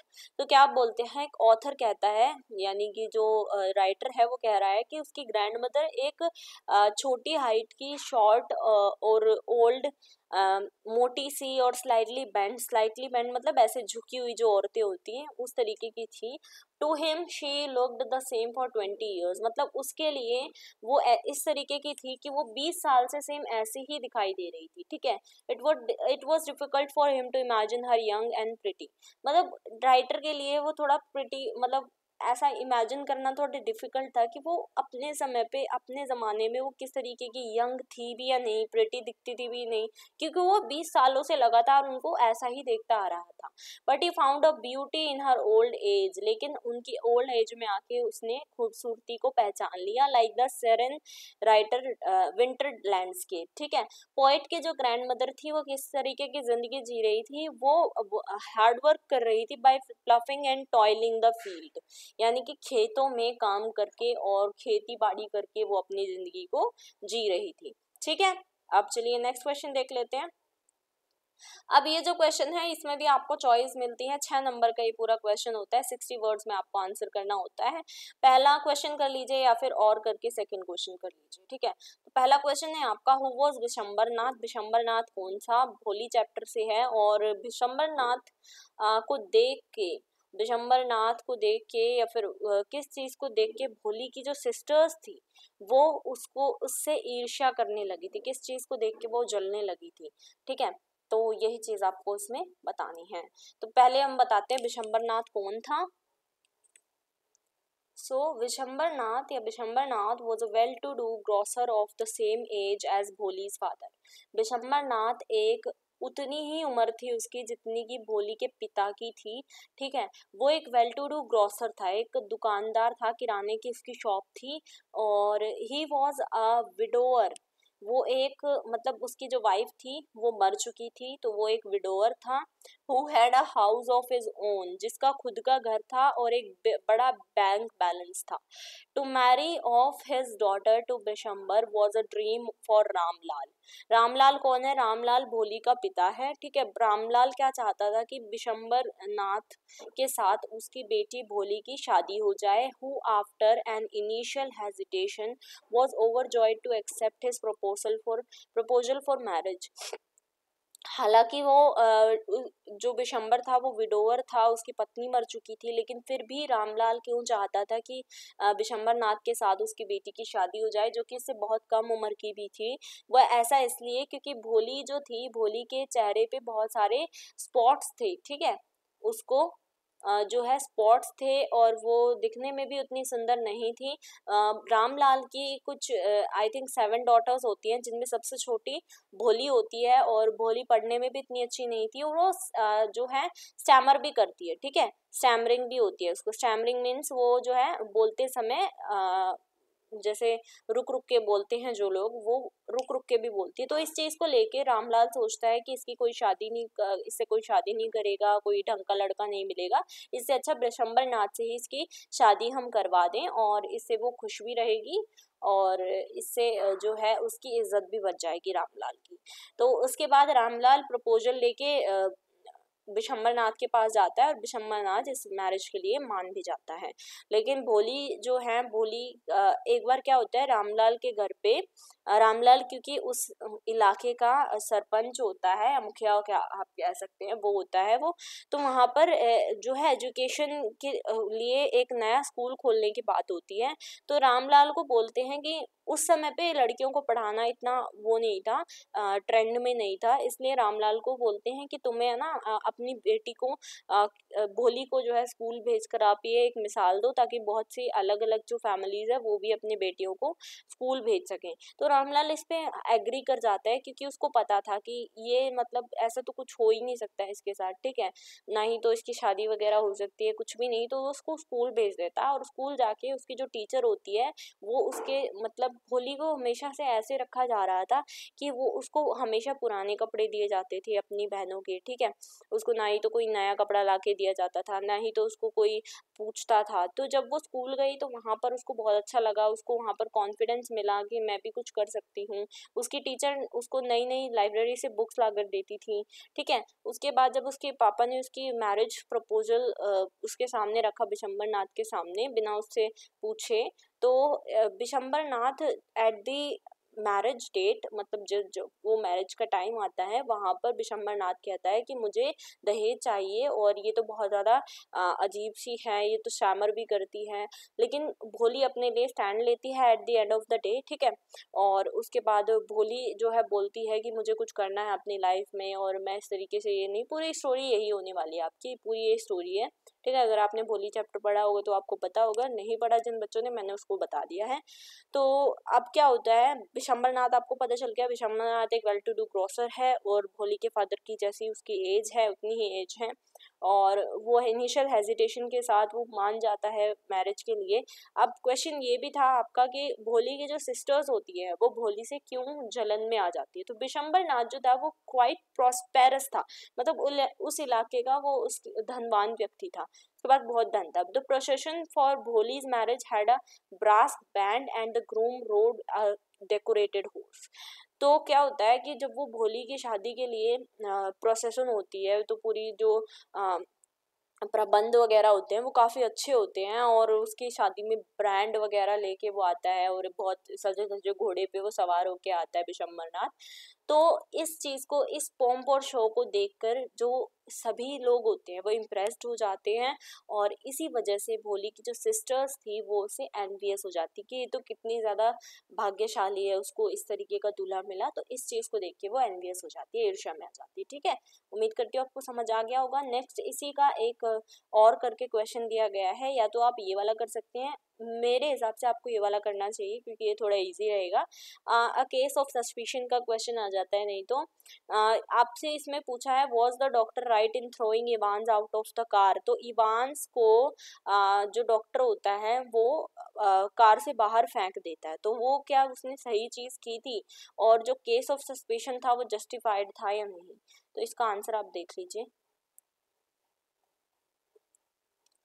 तो इसका आंसर है no, the doctor was not right, मतलब डॉक्टर राइट नहीं था अपनी जगह पे, क्योंकि वो जो है because he turn out the Evans from his car in the cold, but because of the reason that he thought Evans was a thief, मतलब इसलिए वो सही नहीं था क्योंकि उसने अपनी कार में से, एक तो पहली बात इवान्स को बिल्कुल भरी ठंड में अपनी कार में से बाहर फेंक दिया, तो दूसरा रीजन ये भी सोच रहा था कि इवान्स जो था एक चोर है, जबकि एट दी लास्ट हमें ये पता चलता है कि इवान्स एक चोर नहीं होता है, और वो पूरा केस जो डॉक्टर होता है वो गलत समझ लेता है। तो डॉक्टर रियलाइज करता है कि वो उसकी मिस्टेक थी, जब रिवील होता है कि उसने एक गलत आदमी को, गलत पर्सन को अक्यूज कर लिया है, इसलिए जो केस ऑफ सस्पिशन है वो मैं जस्टिफाई नहीं बताऊंगी। तो आपको लिखना है एट द एंड कि the case of suspicion is not justified, ठीक है। चलिए आगे बढ़ते हैं, अब फोर्थ क्वेश्चन पे आते हैं हम। तो फोर्थ क्वेश्चन पे आपका सेम वही आ गया कि आपको एक एक्सट्रैक्ट दिया गया है, आंसर करना है कुछ क्वेश्चंस का। तो यहाँ पर देखिए फर्स्ट क्वेश्चन है where is the mind led to, मतलब जो माइंड है वो कहाँ हमें लेके जाता है। तो यहाँ पर देखिए इसका answer, the mind is led forward by the into ever widening thought and action. तो ये फर्स्ट का आंसर आपका हो जाएगा। उसके बाद what does the poet mean by heaven of freedom. Heaven of freedom से पोइट का क्या मतलब है। तो हेवन ऑफ फ्रीडम से पोइट का मतलब होता है सोसाइटल प्रेशर जो पोइट के ऊपर दिया जा रहा है, बहुत से लोगों के ऊपर दिया जा रहा है कि बस हमें काम करना है और खुद के हमारे पास थॉट नहीं है, we do not have any thought of our own. तो उस चीज़ से हमें फ्री कर दिया जाए, ठीक है। और उस चीज़ से अगर हमें फ्री कर दिया जाए तो हमें हेवन ऑफ फ्रीडम यानी कि आज़ादी का जो एक स्वर्ग होता है वो हमें मिल जाएगा। नेक्स्ट है आपका, ये आपको इसमें नहीं मिलेगा, ठीक है, सेकेंड और थर्ड क्वेश्चन का आंसर इसमें नहीं मिलेगा आपको। आप चाहे तो और वाला कर सकते हैं जो नीचे आपका दिया गया है, वो आपको थोड़ा इजी लगेगा। What does the poet mean by let my country awake. मेरी कंट्री को जागने दो, उससे आप पोइट का क्या मतलब है? तो उससे पोइट का मतलब ये है कि ऐसी कंट्री मेरी हो जहाँ पे people don't follow outdated customs in the name of tradition. मतलब ट्रेडिशन के नाम पे पीपल जो है, लोग जो हैं, वो ऐसे आउटडेटेड कस्टम्स, ऐसे रीति रिवाजों को फॉलो ना करें जिससे कि वो जो मतलब वो अपनी थॉट प्रोसेस को ही गवा दे। ठीक है, मेरे हिसाब से आपको ये थोड़ा मुश्किल लगेगा, तो हम नीचे वाला देख लेते हैं एक बार। ठीक है, नीचे वाला भी सेम इसी तरीके का है। मतलब सम ऑफ इवल से क्या मतलब है, सम ऑफ इवल से ये आपको इसी में से फाइंड करना पड़ेगा, और मैं आपको ये एक होमवर्क के तौर पे कर रही हूँ, प्रैक्टिस के तौर पे आपको ये जो है ये वाला आपको खुद से करना है। ऊपर वाला मैंने आपको करवा दिया, ठीक है। और ये पूरा पैसेज जो है आपको एक्सट्रैक्ट 5 नंबर का देते हैं, ऊपर वाला भी 5 का, नीचे वाला भी 5 का, कोई भी एक का आपको करना है। अब है आपका पैसेज वाला क्वेश्चन आ जाता है। तो ये बहुत इंपॉर्टेंट और बहुत इजी क्वेश्चन है। ठीक है, ये बहुत इजी क्वेश्चन रहता है हर बार। 5th क्वेश्चन देखिए, पहले क्वेश्चन आपको दे दिए जाएंगे इस तरीके से। ये जो पूरा क्वेश्चन है ये आपका 8 नंबर का क्वेश्चन है पैसेज का, तो इसको थोड़ा ध्यान से करना। What is done to the flowers so that one might notice them? मतलब कि फूलों के साथ ऐसा क्या किया जाता है कि लोग उसको नोटिस करें। इसके बाद है second question, how far was the emperor's garden, यानी कि राजा का जो गार्डन था वो कितनी दूर तक था। हाँ, what was beyond the garden, garden के पीछे क्या था। और who would listen to the nightingale's song, nightingale जो होती है जो रात को गाना गाती है, उसका सॉन्ग कौन सुनता था। ठीक है, तो देखिए पैसेज पूरा हम पहले पढ़ेंगे। पहले हमने क्वेश्चन पढ़ लिए, क्या क्या क्वेश्चन है, उसके बाद पैसेज पढ़ते हैं। The choicest flowers were seen to be in the garden, यानी कि सिर्फ और सिर्फ चॉइस वाले फ्लावर्स को ही गार्डन में रखा जाता था, वही दिखते थे। And to the most splendid of all these little silver bells were fastened and in order that their tinkling might prevent anyone from passing by without noticing them। मतलब कि इस तरीके से फूलों को लगाया जाता है, इस तरीके से उन पे सिल्वर बेल लगाई जाती है ताकि वो टिंकल करती रहे और जो भी उसके आसपास से गुजर रहा है वो उसको नोटिस किए बिना रहे ही ना। तो पहला आंसर तो हमें मिल गया, द मोस्ट स्प्लेंडेड से लेकर नोटिसिंग देम तक फर्स्ट आंसर है। ये बहुत इजी था, है ना। तो यहाँ पर आपका क्वेश्चन आपको पता था कि हमें क्वेश्चन में पूछा था फ्लावर्स के साथ ऐसा क्या किया जाता है कि वो कोई भी उनको नोटिस करना ना कर पाए। ठीक है, तो यहाँ पर उनके ऊपर सिल्वर बेल्स लगाई जाती थी और उनको इस तरीके से लगाया जाता था, टिंकल करती थी वो बेल्स ताकि सभी उसको नोटिस कर सकें। उसके बाद है yes everything in the emperor's garden was excellently well arranged and the garden extended so far that even the gardener did not know the end of it. तो हमारा सेकंड क्वेश्चन हमें यहाँ पर मिल गया। सेकंड क्वेश्चन था कि जो राजा का गार्डन था, एम्परर का जो गार्डन था, वो कितनी दूर तक था, कितना फार था। तो यहाँ पर ये रहा, वो everything in the emperor's garden was excellently से लेके पूरा यहाँ तक extended so far that even the gardener did not know the end. मतलब वो इतनी दूरी तक था कि जो गार्डनर है, जो माली है, उसको तक उसका एंड नहीं पता था, कहाँ पे जाके उसका अंत हो रहा है उस गार्डन का। ठीक है, तो आपका आंसर हो जाएगा यहाँ से लेके यहाँ तक। 2 नंबर में, इसलिए मैं यहाँ पर बता रही हूँ आपको, इतना बड़ा आपको लिख देना है। उसके बाद थर्ड क्वेश्चन है गार्डन के पीछे क्या था। तो इसका आंसर देखिए, whoever walked beyond it however came to a beautiful wood। देखिए बियॉन्ड यहाँ पर भी है और बियॉन्ड हमें क्वेश्चन में भी मिल रहा है, बियॉन्ड द गार्डन। तो इसीलिए आपको इस तरीके से आंसर ढूंढना है। आप चाहें तो जहाँ, अगर आपको कुछ भी समझ नहीं आना, जहाँ से आपको बियॉन्ड दिखाई दे रहा है यहाँ से स्टार्ट करिए। ठीक है, यहाँ तक पूरा और यहाँ से लेकर पूरा यहाँ तक आंसर हो जाएगा। ठीक है, ये पूरा आपका आंसर है। जहां पर भी डॉट दिखाई दे जाए वहां पर पूरा आंसर खत्म है। तो जो भी उसके पीछे से जाता था उनको एक ब्यूटीफुल वुड दिखाई देती थी, बहुत लंबे लंबे ट्रीज दिखाई देते थे और उसके पीछे एक बड़ा सा समुद्र था। ठीक है, समुद्र जो था वो बहुत ज्यादा डीप भी था, गहरा था और बहुत ज्यादा ब्लू था। उसके बाद लास्ट क्वेश्चन है कि नाइटिंगेल का सॉन्ग जो है वो कौन सुनता था। तो ये देखिए इसका आंसर, लार्ज शिप्स जो थी वो उस जो भी आपका सी है उसमें से जाती थी और वहां पर एक नाइटिंगेल जो गाती थी बहुत स्वीटली। ठीक है, उसका जो सॉन्ग था वो पुअर फिशरमैन जो अपने जो है नेट्स के साथ रोज वहाँ आ जाता था, वो वहाँ पर खड़ा होता था और उसके सॉन्ग को सुनता था, लिसन टू हर सॉन्ग। ठीक है, बस यहाँ तक आपको लिखना है एंड दैट इज इट। आपको 8 नंबर मिल जाएंगे, है ना इजी। तो बहुत इजी है, आपको बस पैसेज में से निकालना है और आपको आसानी से नंबर मिल जाएंगे। अब सेम वही 6 क्वेश्चन भी आ गया आपका, पैसेज पढ़ना है, आंसर ढूंढना है और क्वेश्चंस को आंसर करना है। ठीक है, अब देखिए सबसे पहले क्वेश्चन पढ़ते हैं। क्वेश्चन में आपका है कि एक बी जो है वो कंटिन्यू कब करती है अपने हनी को कलेक्ट करना, यानी कि एक जो मधुमक्खी होती है वो हनी को कलेक्ट करना कब स्टार्ट करती है और उसकी वैक्स बनाना कब स्टार्ट करती है। तो ये आपका क्वेश्चन है। उसके बाद नेक्स्ट है, what does the main population of the hive consist of, मतलब जो हाइव होता है, जो मधुमक्खी का छत्ता होता है, उसमें सबसे ज्यादा पॉपुलेशन किसकी होती है। उसके बाद है, एक बी जो है, जो अकेली एक बी होती है, वो किस चीज के लिए रिजर्व होती है, और एक ड्रोन कैसे उसके अंदर रहता है, हाइव के अंदर रहता है। तो पहला क्वेश्चन है हमारा कि बी कब कंटिन्यू करती है कलेक्ट करना अपने हनी को और वैक्स को कब बनाना स्टार्ट करती है। तो यहाँ पर देखिए कलेक्टिंग हनी हमें मिल गया और मैन्युफैक्चरिंग वैक्स भी मिल गया। तो हमारा क्वेश्चन क्या था, व्हेन है ना, व्हेन डज। तो यहाँ पर हमारा देखिए व्हेन यहाँ पर है, तो हम यहाँ से लेंगे इसका answer, when it has accumulated investment sufficient for 20 a generation of bees से लेकर यहाँ तक फेज तक मैंने बताया, जहाँ पर भी पॉइंट आपका, क्योंकि बीच में हमारा कलेक्टिव हनी मैन्युफैक्चरिंग वैक्स, मैं इन बच्चों के लिए बता रही हूँ जिनको कुछ समझ नहीं आता कि किस तरीके से पैसेज का आंसर करें। जिनको समझ आता है वो तो कर ही लेंगे, ठीक है। जिनको नहीं समझ आता ना, वहाँ पर व्हेन आपको दिखाई दे गया, ठीक है, बीच में आपका कलेक्टिंग हनी दिख गया, मैन्युफैक्चरिंग वैक्स दिख गया जो हमारा क्वेश्चन में भी है, और उसके बाद जहाँ पे भी पॉइंट आ रहा है वहाँ पर आप इस क्वेश्चन को खत्म कर दो, ठीक है, आंसर आपका हो गया। नेक्स्ट क्वेश्चन आपका है कि जो मेन पॉपुलेशन है वो किस चीज की है हाइव में। तो ये देखिए यहाँ पर ये रहा, the main population of hive is composed of unhappy spinsters whose natural destiny has been deliberately thwarted by their nurses and who can never reproduce their kind, यानी कि वो अपने ही काइंड को दोबारा से रिप्रोड्यूस नहीं कर सकते हैं। स्पिंस्टर्स की ज्यादा सर वहाँ पर पॉपुलेशन होती है, ठीक है।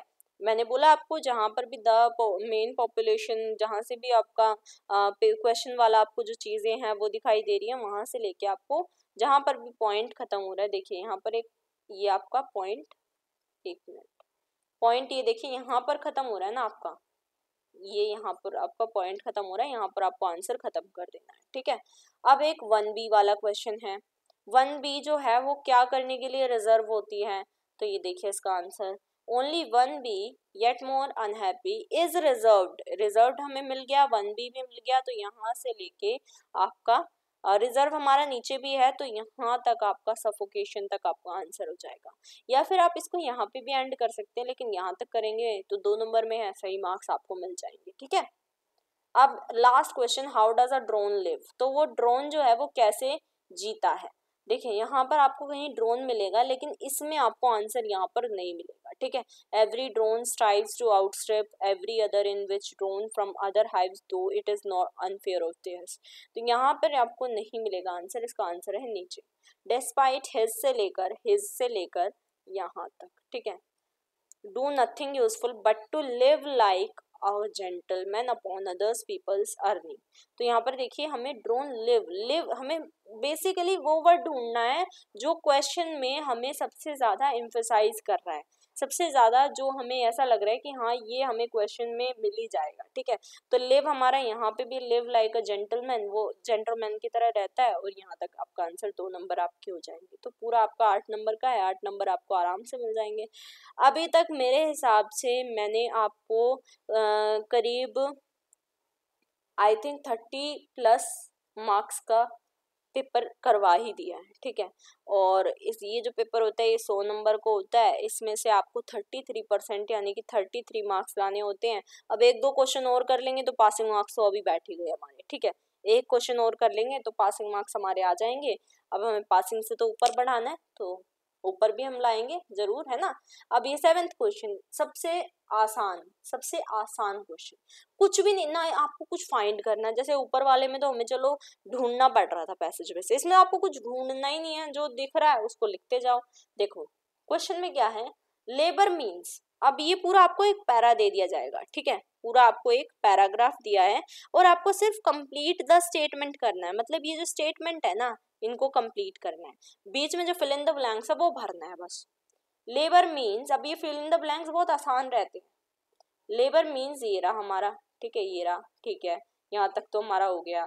उसके बाद ये चीज बॉडीली और मेंटल वर्क, ये देखो ये चीज हमारी नहीं लिखी यहाँ पे, फिर बट से यहाँ पे स्टार्ट है, ठीक है, तो हमें क्या करना है, फर्स्ट वाले में ये चीज लिख देनी है, बॉडीली और मेंटल वर्क, ठीक है।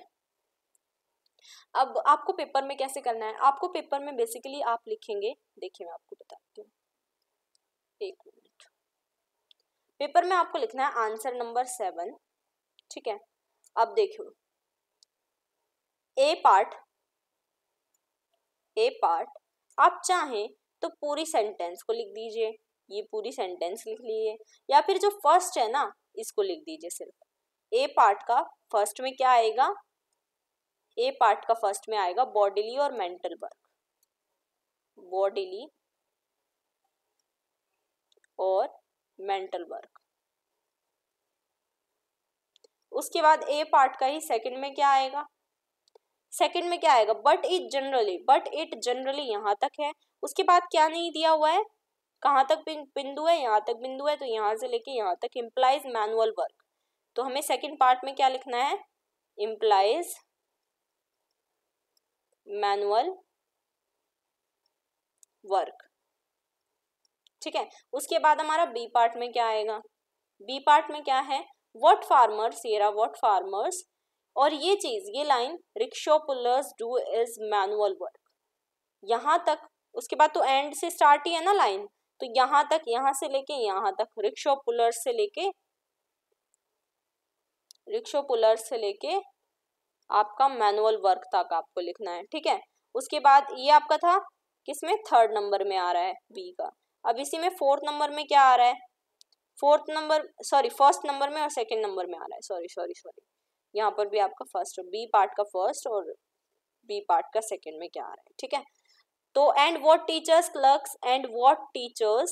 क्लर्क्स डू इज, डू तक है ना हमारा, फिर डू तक है, तो उसके बाद क्या लाइन नहीं लिखी, is mental work, is mental labour, उसके बाद बिंदु है तो यहाँ पे ये खत्म है, ठीक है, इज मेंटल लेबर, ठीक है, ठीक है जी। उसके बाद है इन एवरी एज, ठीक है। उसके बाद क्या लाइन नहीं दी हुई है, man has earned his bread, यहाँ पर आप लिख देंगे। उसके बाद थ्रू दिया हुआ है, थ्रू नहीं लिखना हमें, जो नहीं दिया हुआ है वो लिखना है, the sweat of his bro तक लिखना है, पॉइंट यहाँ पर आ गया तो यहाँ पर हमें इतना लिख देना है ये। उसके बाद द वर्किंग क्लास यहाँ पे दिया हुआ है, was formerly looked down upon, हमें क्यों छोड़ना है, क्योंकि ये अपॉन यहाँ पर दिया हुआ है। फिर इसके बाद by the lizard class last तक लिख देंगे और आपको आंसर मिल जाएगा, ठीक है, आपको आंसर मिल जाएगा।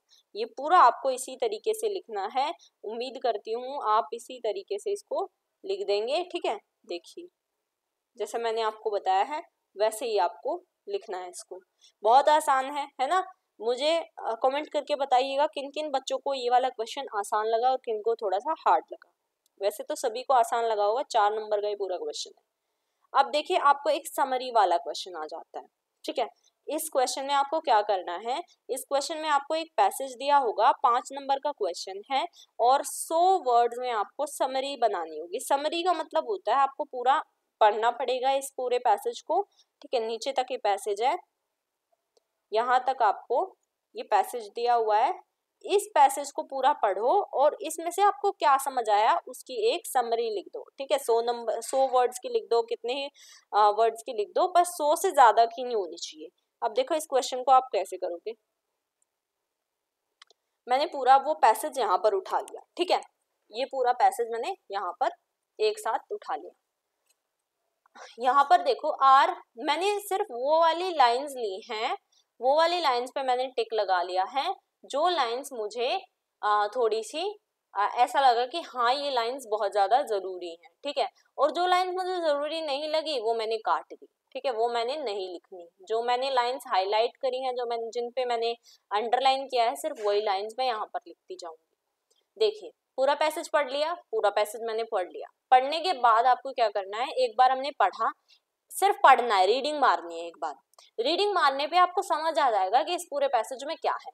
उसके बाद पूरे पैसेज में पढ़ने के बाद आपको इसका एक टाइटल निकालना है। जैसे मैंने इसमें से पढ़ने के बाद समझा कि बुक्स आर ट्रेजर, यानी कि बुक्स जो है वो खजाना है, तो ये मैंने इसमें टाइटल दे दिया।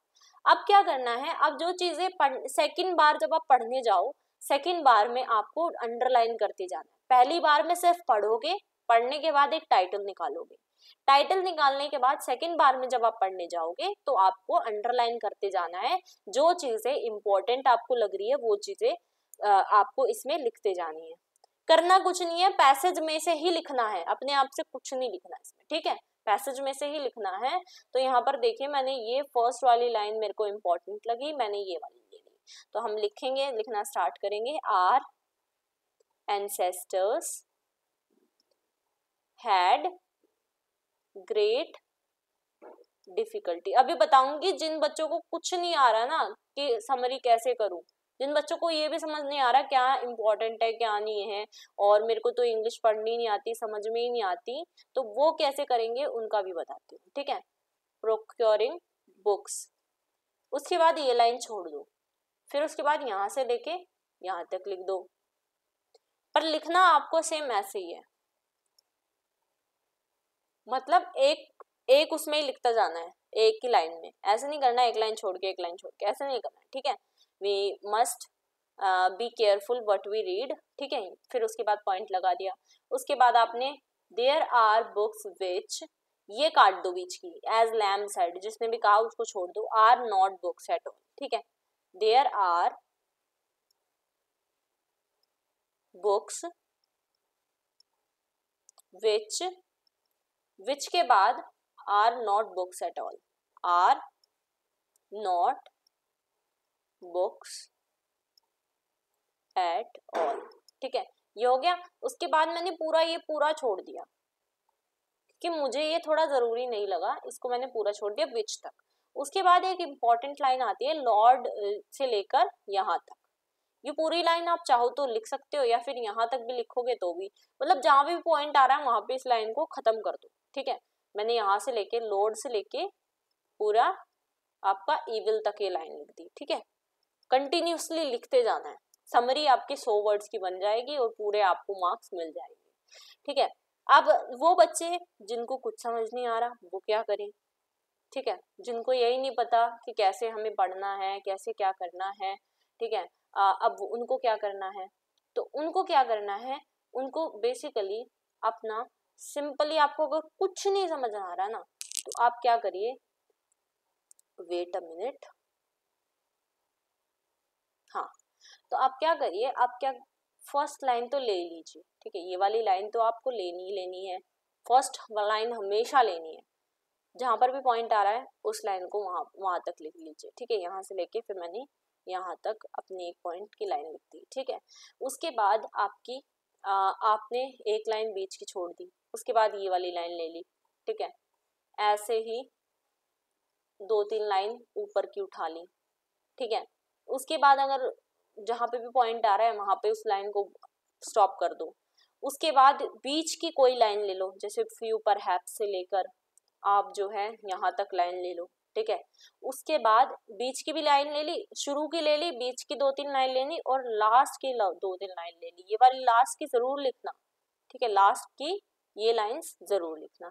आपका 100 वर्ड्स में ये देख लेना बस कि 100 वर्ड्स बन रहे हैं या नहीं बन रहे। अगर 100 वर्ड्स नहीं बन रहे हैं तो इतनी लाइन जरूर ले लेना कि भाई तुम्हारे 100 वर्ड्स बन जाए, और 100 वर्ड बनने के बाद तुम्हारा जो पेपर है वो तुम्हारा पूरा हो जाए, ठीक है, पर पूरा क्वेश्चन होना चाहिए और फिर नंबर तभी मिलेंगे आपको, ठीक है।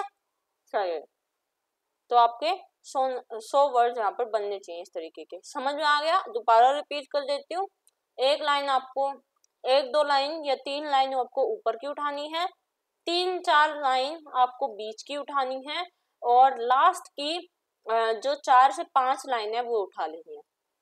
दैट्स इट, आपको इसमें नंबर मिल जाएंगे और यही आपको करना है इसमें, ठीक है। समरी वाला क्वेश्चन आपका कितने मार्क्स का है? पूरा 5 नंबर का है, 5 नंबर आपको आसानी से मिल जाएंगे।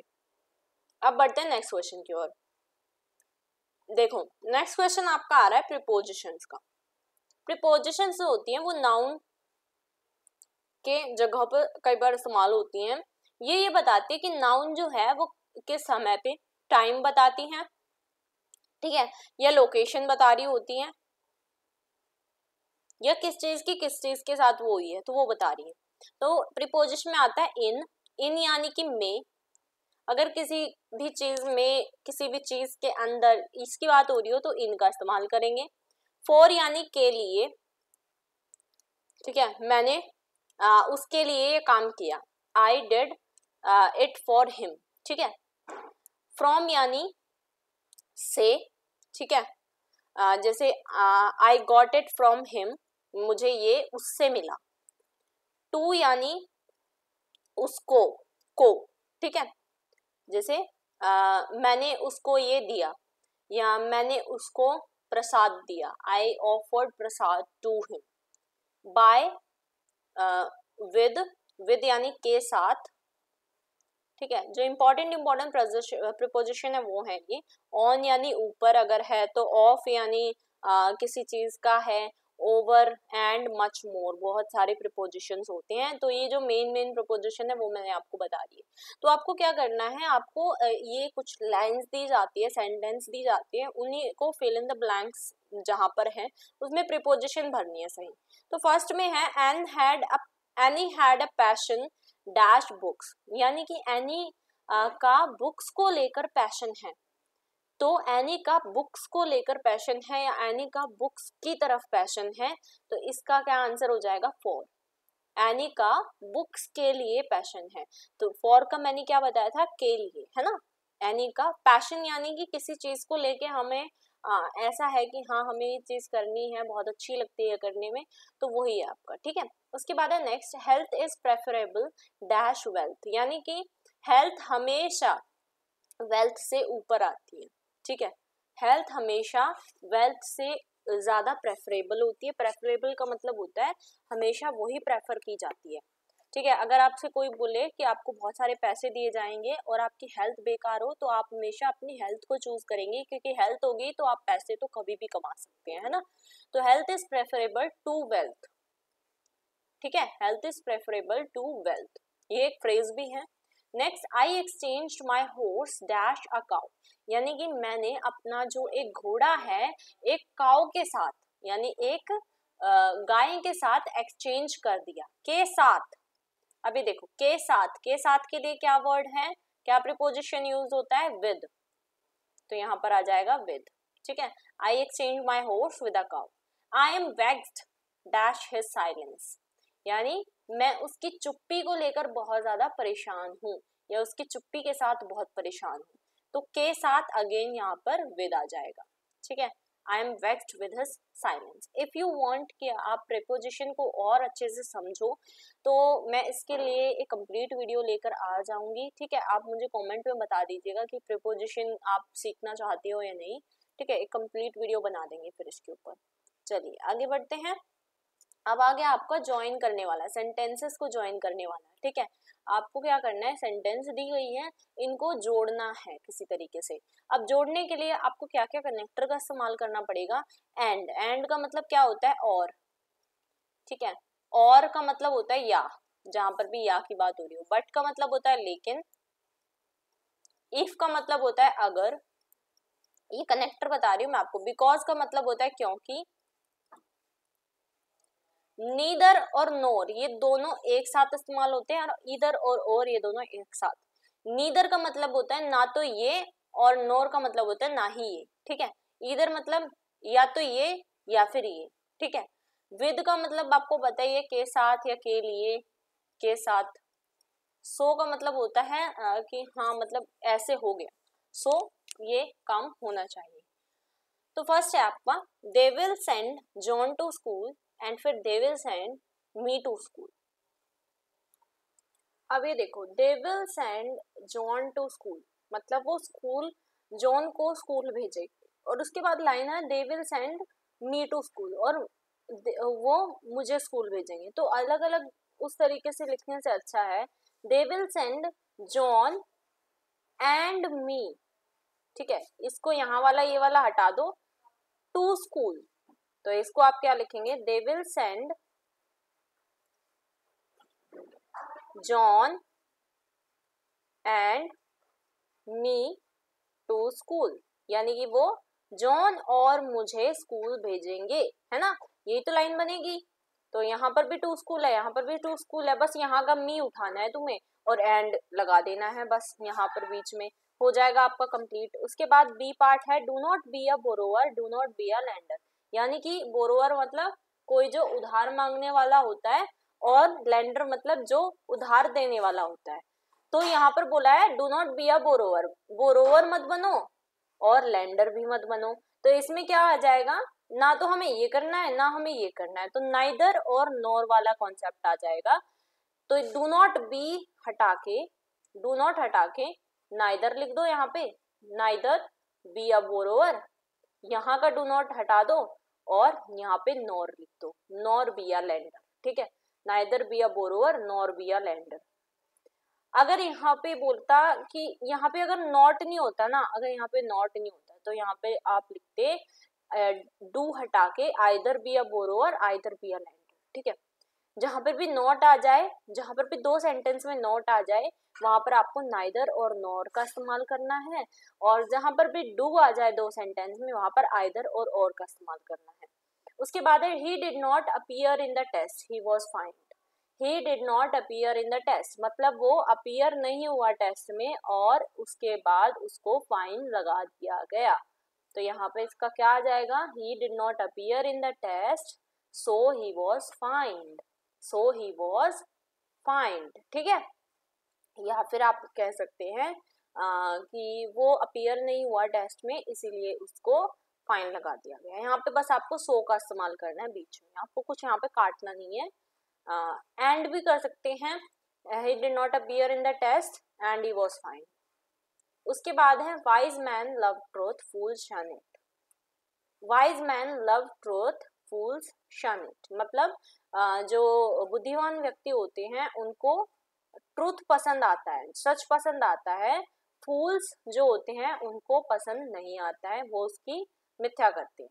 तो वाइज मैन, ये पूरी लाइन लिख के उसके बाद बट यहाँ पे लगा दो, बट फूल्स शन इट, बट फूल्स शन इट, ठीक है, आपका पूरा हो जाएगा। तो कनेक्टर में आपको यही करना होता है, ठीक।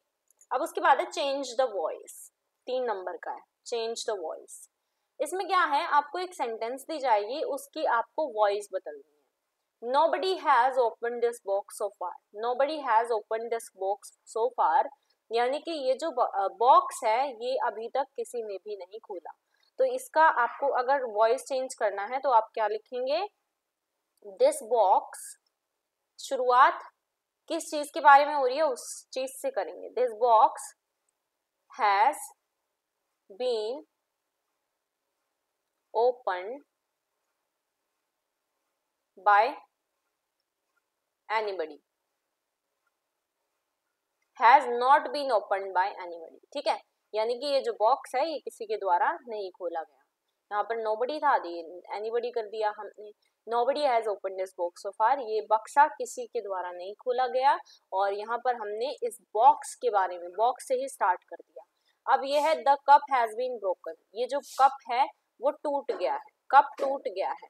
तो हमारा चेंज द वॉइस में आएगा किसने तोड़ा, bye whom the cup was broken, ठीक है। यानी कि वो जो कप है वो किसने तोड़ा, वो कप है वो किसने तोड़ा। Players have elected him the captain of the team, players have elected him the captain of the team। तो इसका हो जाएगा he was elected as the captain of the team by the player, by the players। अगर आपको change the voice ना समझ आए तो आप छोड़ दीजिएगा, और पर मैं आपको सजेस्ट करूंगी आप कुछ ना कुछ तो लिख कर आइएगा ही, क्योंकि मार्क्स तो आपको फिर भी मिलने ही है, ठीक है। तो अगर नहीं समझ आ रहा है तो आप किसी भी तरीके से इसको बनाकर, बस इसमें क्या करना होता है कि आपको एक जो चीज कर्म कर्म वाच्य में दी हुई है उसको कर्तरी वाच्य में करना है, जो आपने हिंदी में करा वो इंग्लिश में करना होता है, ठीक है। कोई भी अगर डाउट है कमेंट में मुझे लिखकर जरूर बताइएगा, मैं आपके डाउट सॉल्व करूंगी। नेक्स्ट क्वेश्चन है डू एज डायरेक्टेड वाला है, मतलब जैसा आपको बोला गया वैसा आपको करना है, फोर्थ यानी 4 नंबर में है।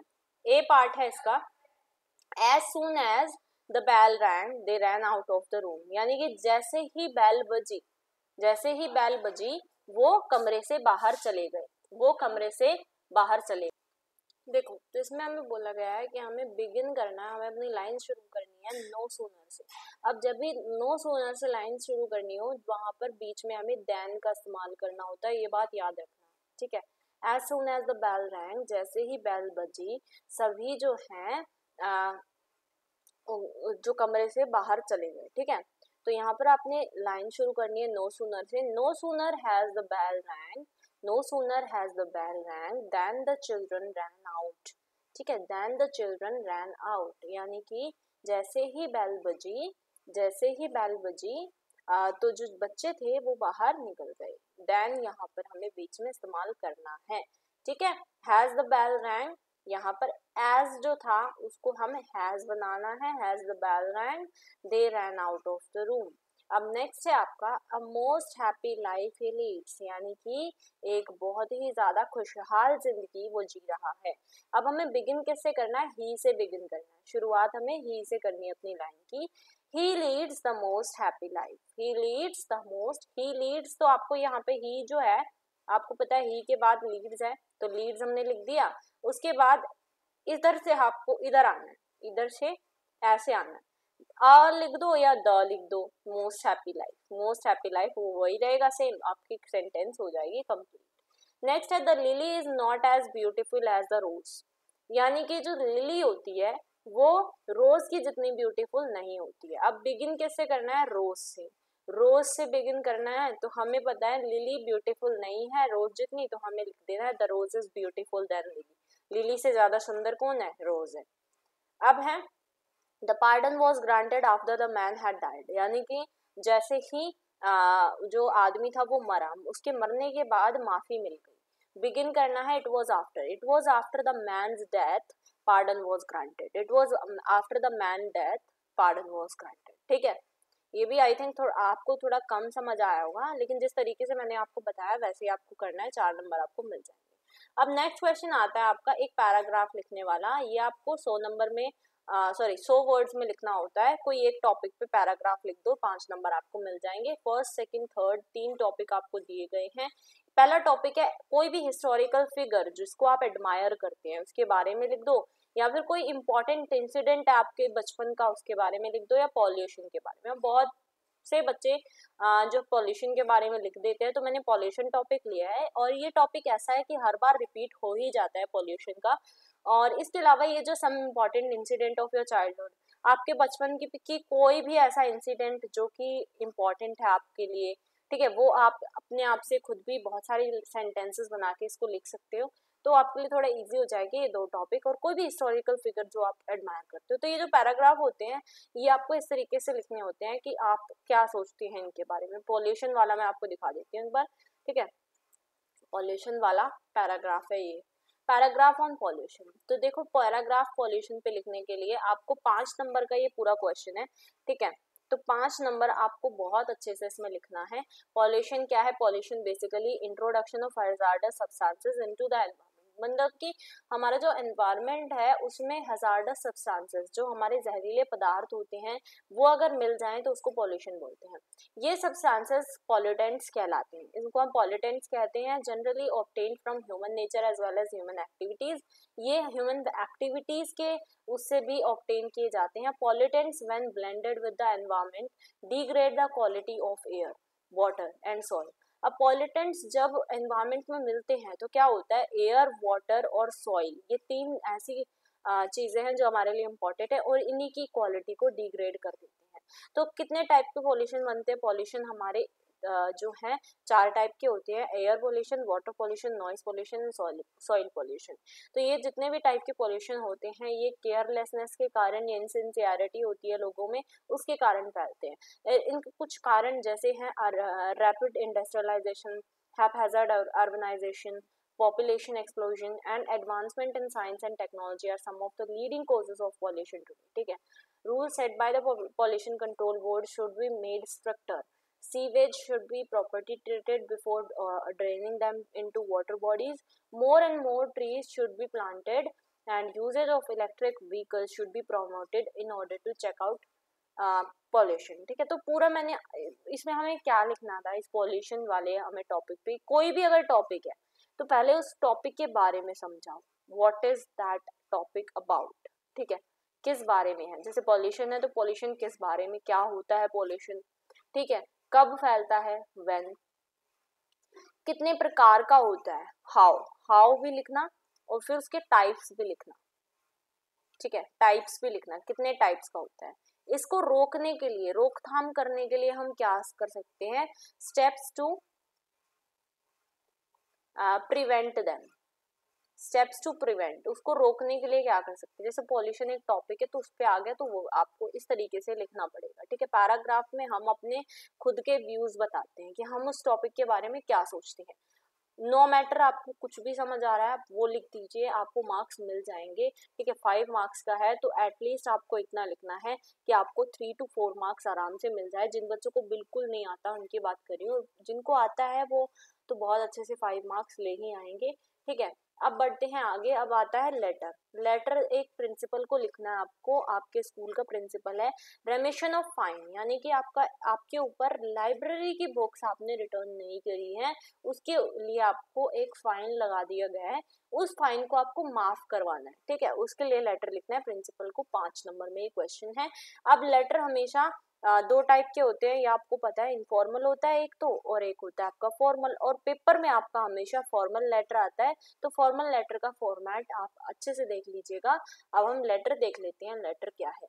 एप्लीकेशन फॉर रेमिशन ऑफ फाइन, यानी कि फाइन आपको हटवाना है, माफ करवाना है, उसके लिए एप्लीकेशन लिखनी है। तो हमेशा लेटर का फॉर्मेट यही रहने वाला है। ऊपर आप लिखिएगा टू द प्रिंसिपल, स्कूल का नाम DVM पब्लिक स्कूल। अगर आपका स्कूल का नाम या आपका नाम नहीं दिया है, स्पेसिफाई नहीं किया है, तो आप अपनी मर्जी से कोई भी स्कूल लिख सकते हैं। अगर आपको बोल दिया गया है you are a student of XYZ school, तो आपको क्या करना पड़ेगा, आपको यहाँ पर भी XYZ स्कूल लिखना पड़ेगा। ठीक है, you have no other choice, आप अपने मन से नहीं लिखेंगे। एड्रेस आपका बोला है दिल्ली का है, XYZ स्कूल दिल्ली, तो यहाँ पर आपको मुंबई की जगह दिल्ली लिखना होगा। मैं जस्ट आपको फॉर्मेट समझा रही हूँ, वो आपको इस तरीके से ही करना है सेम। ठीक है, उसके बाद एक लाइन छोड़ देना। उसके बाद सब्जेक्ट है आपका रिक्वेस्ट फॉर रेमिशन ऑफ फाइन, यानी कि एक रिक्वेस्ट हमें देनी है अपने फाइन को माफ करवाने की। फिर उसके बाद हमें एक लाइन छोड़नी है। फिर उसके बाद रिस्पेक्टेड सर या मैडम, उसके बाद एक लाइन छोड़नी है, I beg to state that I suddenly fell ill on March 25, I could not attend school for 5 days. I could not send my application through anybody. So I was fined ₹600. I request you to remit my fine because my absence was not intentional. Thank you. And फिर उसके बाद आपको yours most obedient pupil and Rahul वगैरह अपना भी जो भी class वगैरह है वो लिखना है। अब देखो इसमें हमें एक लाइन छोड़ के इसमें हमें मेन बॉडी में क्या लिखना है, जो आपका कारण है। ठीक है, आपका जो भी रीजन है स्कूल में ना आने का, आपके ऊपर फाइन क्यों लगा, तो मैंने इसमें क्या लिखा है, हमने इसमें लिख दिया कि मैं आपसे माफी मांगना चाहता हूँ, मैं आपसे ये कहना चाहता हूँ कि मैं March 25 को बीमार पड़ गया था, इसलिए मैं स्कूल अटेंड नहीं कर पाया 5 दिनों के लिए, और मैं अपनी एप्लीकेशन भी किसी के द्वारा नहीं भेज पाया स्कूल में, है ना, जब हम बीमार पड़ जाते हैं स्कूल में एप्लीकेशन भेजते हैं, तो वो मैं नहीं भेज पाया, और इसके अलावा मेरे ऊपर 600 रुपये का फाइन लगा दिया गया है। उसके बाद आप चाहें तो बीच वाली बॉडी में भी अपनी लाइन छोड़ सकते हैं, वरना कोई जरूरत नहीं। I request you to remit my fine, और लास्ट में हमें ये लिखना है कि मैंने क्यों लेटर लिखा है। तो मैं आपसे रिक्वेस्ट करना चाहता हूँ कि आप मेरे इस फाइन को माफ कर दें, क्योंकि मेरी एब्सेंस जो थी वो इंटेंशनल नहीं थी, यानी मैंने जानबूझ के एब्सेंट नहीं हुआ मैं। उसके बाद लास्ट में थैंक यू लिखोगे, नीचे आप योर मोस्ट ओबीडियंट पीपल, या फिर आप लिख सकते हैं योर्स सिंसियरली, ठीक है, या योर्स ओबीडियंटली, कुछ भी आप लिख दीजिए, योर्स ओबीडियंटली। अगर आप एक फॉर्मल लेटर लिख रहे हैं तो उसमें आपको नीचे यही वर्ड्स इस्तेमाल करने, इनके स्पेलिंग आप लिख दीजिएगा, याद कर लीजिएगा। सिंसियरली की स्पेलिंग होती है ये, और ओबीडियंटली की स्पेलिंग होती है ये, ठीक है। स्कूल वाले में आप लिख रहे हैं तो ओबीडियंटली लिखेगा, सिंसियरली आप हमेशा जो कोई दूसरे फॉर्मल लेटर्स है उसमें लिखिएगा। उसके बाद नाम आता है, जिस भी क्लास में आप है, रोल नंबर आपको लिखना है, दैट इज इट। आपको इसके 5 नंबर आराम से मिल जाएंगे। अब बढ़ते हैं नेक्स्ट क्वेश्चन की तरफ। अब नेक्स्ट क्वेश्चन आपका आता है मिस्टेक्स का। तो ये 6 नंबर का क्वेश्चन आता है। इसमें आपको एक पैसेज दिया जाएगा, ये पूरा पैसेज है। इस पैसेज में आपको 6 मिस्टेक्स मिलेंगी, मतलब 7 मिस्टेक्स हैं वैसे तो, लेकिन आपको 6 ढूंढनी है। स्पेलिंग की भी हो सकती है, ग्रामेटिकल मिस्टेक्स भी हो सकती हैं। आपको उन एरर्स को ढूंढना है, और जो आपको ये बॉक्स दिखाई दिया है, इस बॉक्स में आपको सही करेक्ट फॉर्म्स को लिखना है, ठीक है। अब देखो, जैसे कि कॉमन पीपल, पीपल की स्पेलिंग गलत है। पीपल की स्पेलिंग क्या होती है? ये होती है speak fluently because they have fewer ideas in their mind। अब ये जो their है ये भी गलत है, इसकी जगह कौन सा their आएगा? इसकी जगह पहले तो आप ये जो गलत है उसको लिखिए, ये वाला गलत है इसको लिखिए, इसकी जगह आपका आएगा THEIR वाला their, ठीक है, their mind। And also they have a small vocabulary, vocabulary की स्पेलिंग गलत है। सही वोकेबुलरी की स्पेलिंग भी आपको पैसेज में खुद ही मिल जाएगी। देखियो, ये देखो, सॉरी, वोकेबुलरी की स्पेलिंग होती है ये। कई बार जो होता है, एक वर्ड 2 बार रिपीट हो जाता है, तो एक वर्ड की स्पेलिंग आपको गलत दे दी जाती है और एक वर्ड सही लिख दिया जाता है। तो यहाँ पर देखो, वोकेबुलरी की सही स्पेलिंग ये है और ये गलत स्पेलिंग है, तो गलत वाले को आपको यहाँ लिखना है, और सही वाली जो स्पेलिंग है वो कैब्युलरी, ठीक है, ये आपको यहाँ लिखनी है। अब नीचे उसके बाद है for using to express what they want to say, on other hand a scholarly, ये गलत है, ठीक है। ये है स्कॉलरी, स्कॉलरी पर्सन, ठीक है, स्कॉलरी पर्सन जिसको स्कॉलरशिप मिली होती है, इसकी स्पेलिंग गलत लिखी हुई है, इसकी सही स्पेलिंग है ये। Scholarly person has a rich variety की स्पेलिंग गलत है, वैरायटी लिखी हुई है, वैरायटी, VR, बस माइनर सी मिस्टेक है, VARIETY, अब यहाँ पे बस ई हटा दिया बीच में से, ETY, of ideas and an equally rich vocabulary to, in the light of his scholarship, scholarship की स्पेलिंग आपकी गलत है, स्कॉलरशिप की स्पेलिंग गलत है। क्यों? बहुत माइनर सी मिस्टेक है, बहुत से बच्चों को ये समझ भी नहीं आता है। देखो, इसमें जो स्कॉलरशिप की स्पेलिंग दी गई है ये दी गई है, और रियल स्कॉलरशिप की स्पेलिंग होती है ये। अब आप बताओ इसमें क्या डिफरेंस है? इसमें डिफरेंस है सिर्फ ए का, यहाँ पर LAR नहीं है, और यहाँ पर हमें सही में LAR लगाना होता है ना। बहुत बहुत ही ज्यादा स्टूपिड सी मिस्टेक आप बोलोगे, ये चूजे सही लिखा हुआ है, ठीक है, चूजे की स्पेलिंग ये भी हो सकती है, और एक चूजे की स्पेलिंग ये वाली भी होती है, तो दोनों में से कोई भी हो सकती है। उसके बाद फ्लुएंट, फ्लुएंट की स्पेलिंग गलत है, देखो फ्लुएंट लिखा हुआ है और रियल में स्पेलिंग क्या है? फ्लुएंट। तो ये चीज आपको जब पता चलेगी जब आप अच्छे से उस पैसेज को पढ़ोगे और अच्छे से इसको समझोगे। इसमें आपको मिस्टेक निकालनी होती है, एरर जो है वो इस तरफ लिखोगे और करेक्ट फॉर्म इस तरफ लिखोगे, ठीक है। पेपर में आपको ये बॉक्स बना लेना है, और 1 2 3 4 इस तरीके से सेम बना के, जिस तरीके से मैंने लिखा है वैसे आपको लिखना है। अब बढ़ते हैं आगे। अभी हमारा इसका लास्ट क्वेश्चन है सेक्शन ए का, 16th क्वेश्चन 4 नंबर का है, मेक नोट्स इन पॉइंट्स, मतलब हमारा ये है नोट मेकिंग से रिलेटेड, ठीक है, नोट मेकिंग का क्वेश्चन है। अब नोट मेकिंग के लिए मैंने ऑलरेडी वीडियो बना रखी है। नोट मेकिंग में आपको क्या करना पड़ता है? आपको इसमें कुछ नहीं करना, पूरा पहले तो पैसेज पढ़िए।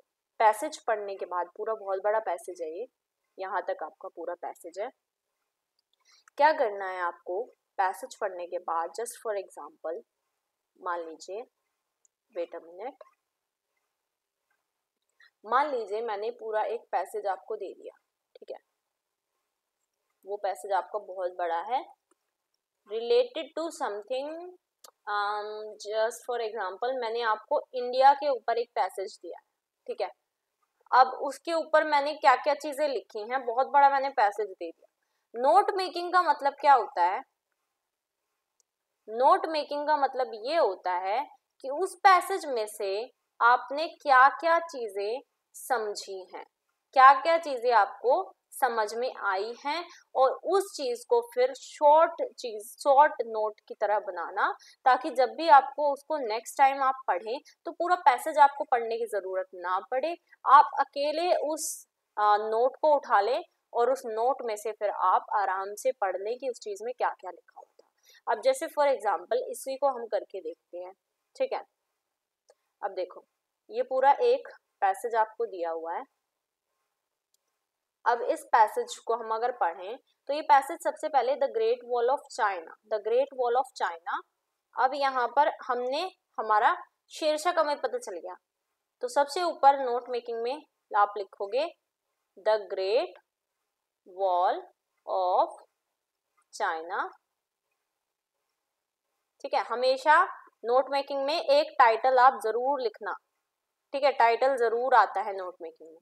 ओके फाइन, सबसे पहला टाइटल हमें यहाँ से मिल गया। Is the collective name of a series of fortification system generally built across the historical northern borders of China to protect and consolidate territories of Chinese states and empires against various nomadic groups of steppers and their polities। अब देखो great of wall of China जो है एक collective name है, एक series of fortification है, किस लिए है, क्योंकि ये जो है ये एक हिस्टोरिकल नॉर्थर्न बॉर्डर है चाइना का, जो क्या क्या काम आता है, वो प्रोटेक्ट करने के काम आता है, कंसोलिडेट। तो हमें इसमें क्या क्या पता चला, हमें इसमें पता चला कि ये एक सीरीज ऑफ फोर्टिफिकेशन सिस्टम है।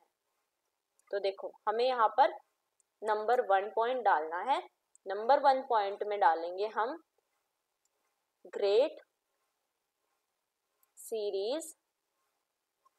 मैं आपको सिर्फ एक एग्जाम्पल दिखा रही हूँ, ठीक है, आपको इस तरीके से इसको सॉल्व करना होता है, कुछ नहीं करना है इसमें, इतना आपने लिख दिया ग्रेट सीरीज ऑफ फोर्टिफिकेशन। अब इस 1 पॉइंट में आपको सब पॉइंट बनाना है ऐसे।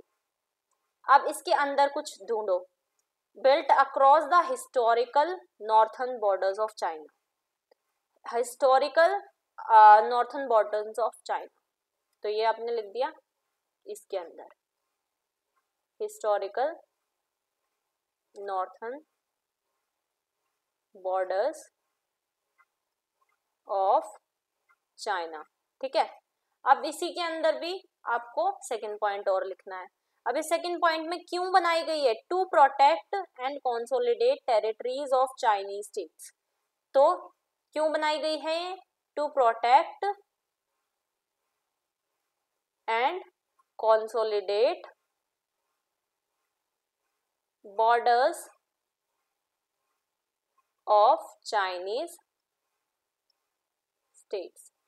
बस आपको एक लाइन में इस तरीके से आपको लिखना है।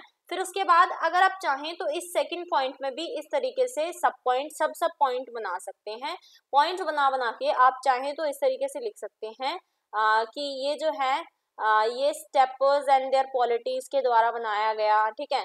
और इसके बाद इसमें क्या क्या चीजें हैं, उसके बाद आपने सेकंड पॉइंट, ये फर्स्ट पॉइंट हो गया, उसके बाद सेकंड पॉइंट डाल दिया।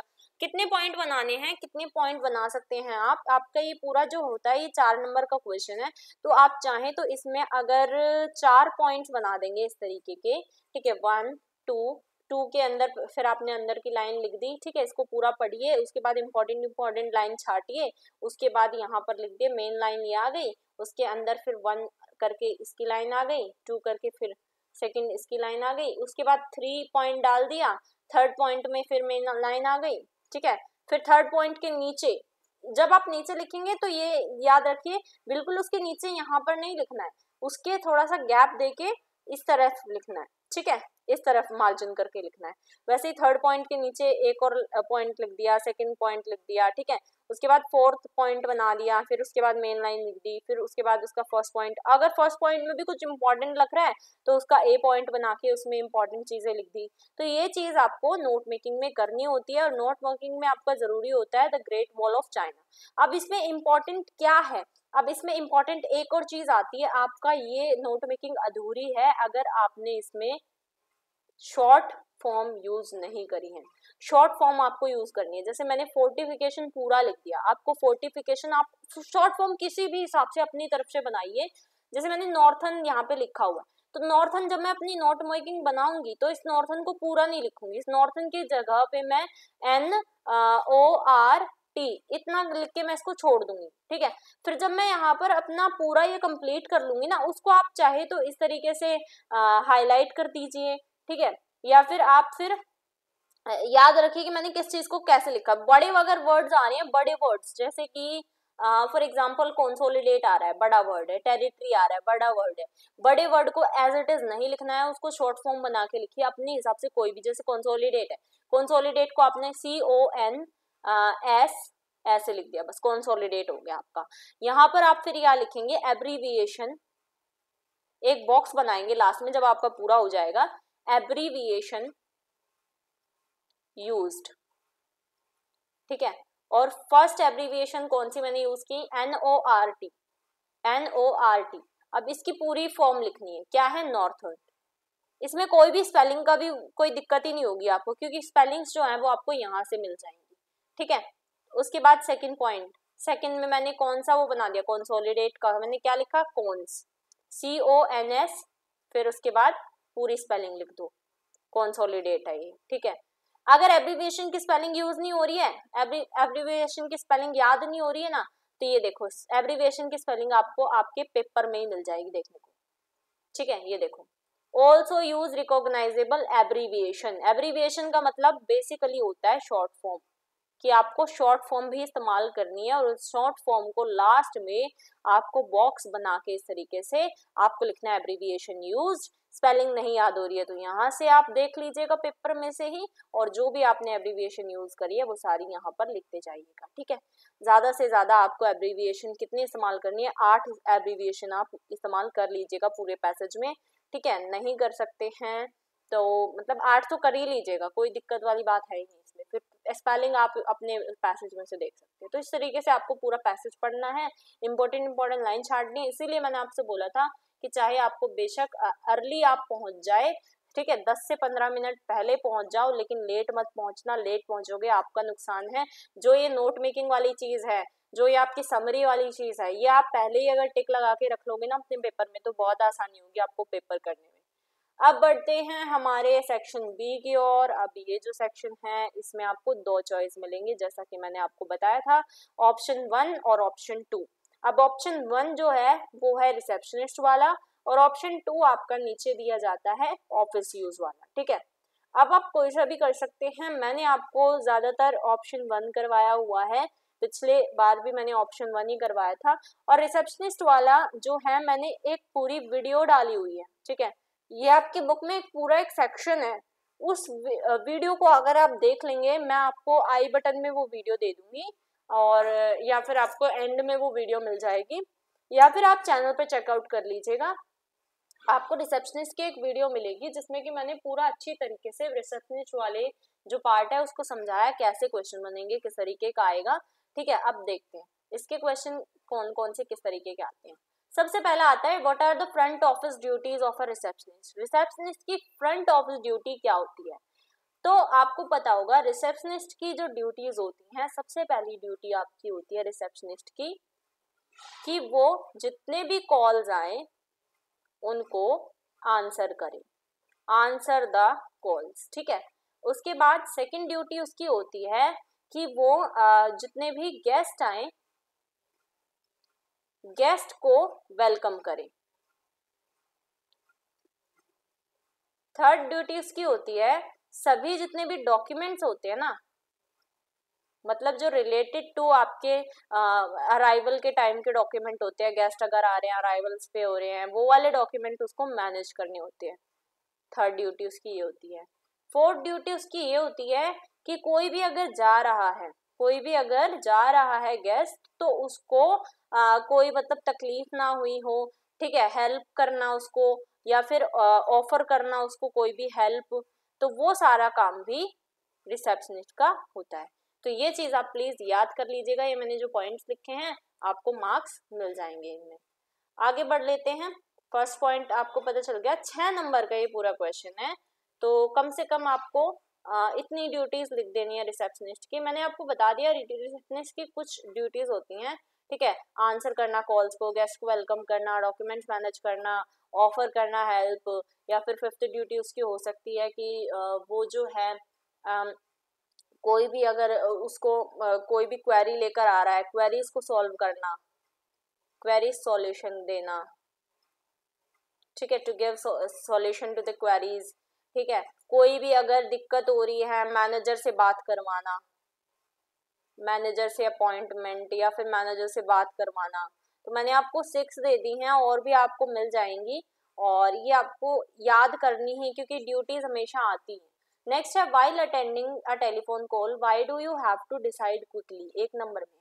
जब भी आप अटेंड कर रहे हैं टेलीफोन कॉल को, तो आपको डिसाइड करना, जल्दी डिसाइड करना क्यों चाहिए, क्योंकि आपको फिर मतलब अगर आप जल्दी डिसाइड नहीं करेंगे, अगर आप सोचने में टाइम लगा देंगे, आपने टेलीफोन कॉल उठा लिया है, वो कॉल चलती रहेगी, ठीक है, इसको आप लिखेंगे कैसे, if we will not decide quickly, मैं यहाँ पर दिखा देती हूँ, ठीक है, सेकंड वाला है ना, if we will not decide quickly then the call may be cut down and the जो भी आपका गेस्ट वगैरह है जिसने भी कॉल करी है, the guest would think that we are rude to them, ठीक है, हम उनसे रूड हैं, वो ऐसा सोच सकता है।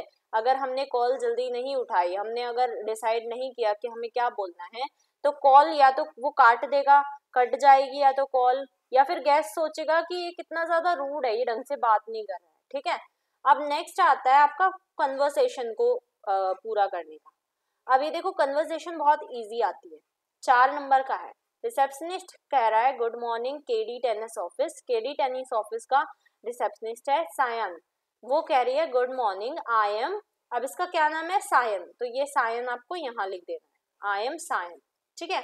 अब रिसेप्शनिस्ट कह रहा है how can I help you sir, मैं आपकी कैसे मदद कर सकता हूँ सर, तो सायन कह रहा है आई have an appointment with, I have an appointment with, किसी का भी नाम लिख दो, ठीक है, किसी का भी नाम लिख दो, I have an appointment with Mister John, ठीक है, I would like to cancel, I would like to cancel, क्या कैंसिल करना चाहेगा, अपॉइंटमेंट है तो अपॉइंटमेंट ही कैंसिल करना चाहेंगे ना, I would like to cancel the appointment, appointment की स्पेलिंग ये रही, ठीक है। यहाँ पे कोई भी नाम आ गया, यहाँ पे वो नाम आएगा गुड मॉर्निंग आई एम, जो भी कॉल कर रहा है उसका नाम आएगा सायन, यहाँ पे वो आएगा जिसको वो अपॉइंटमेंट जिसके साथ करना चाहता है, यहाँ पे वो कैंसिल करना चाह रहा है अपॉइंटमेंट।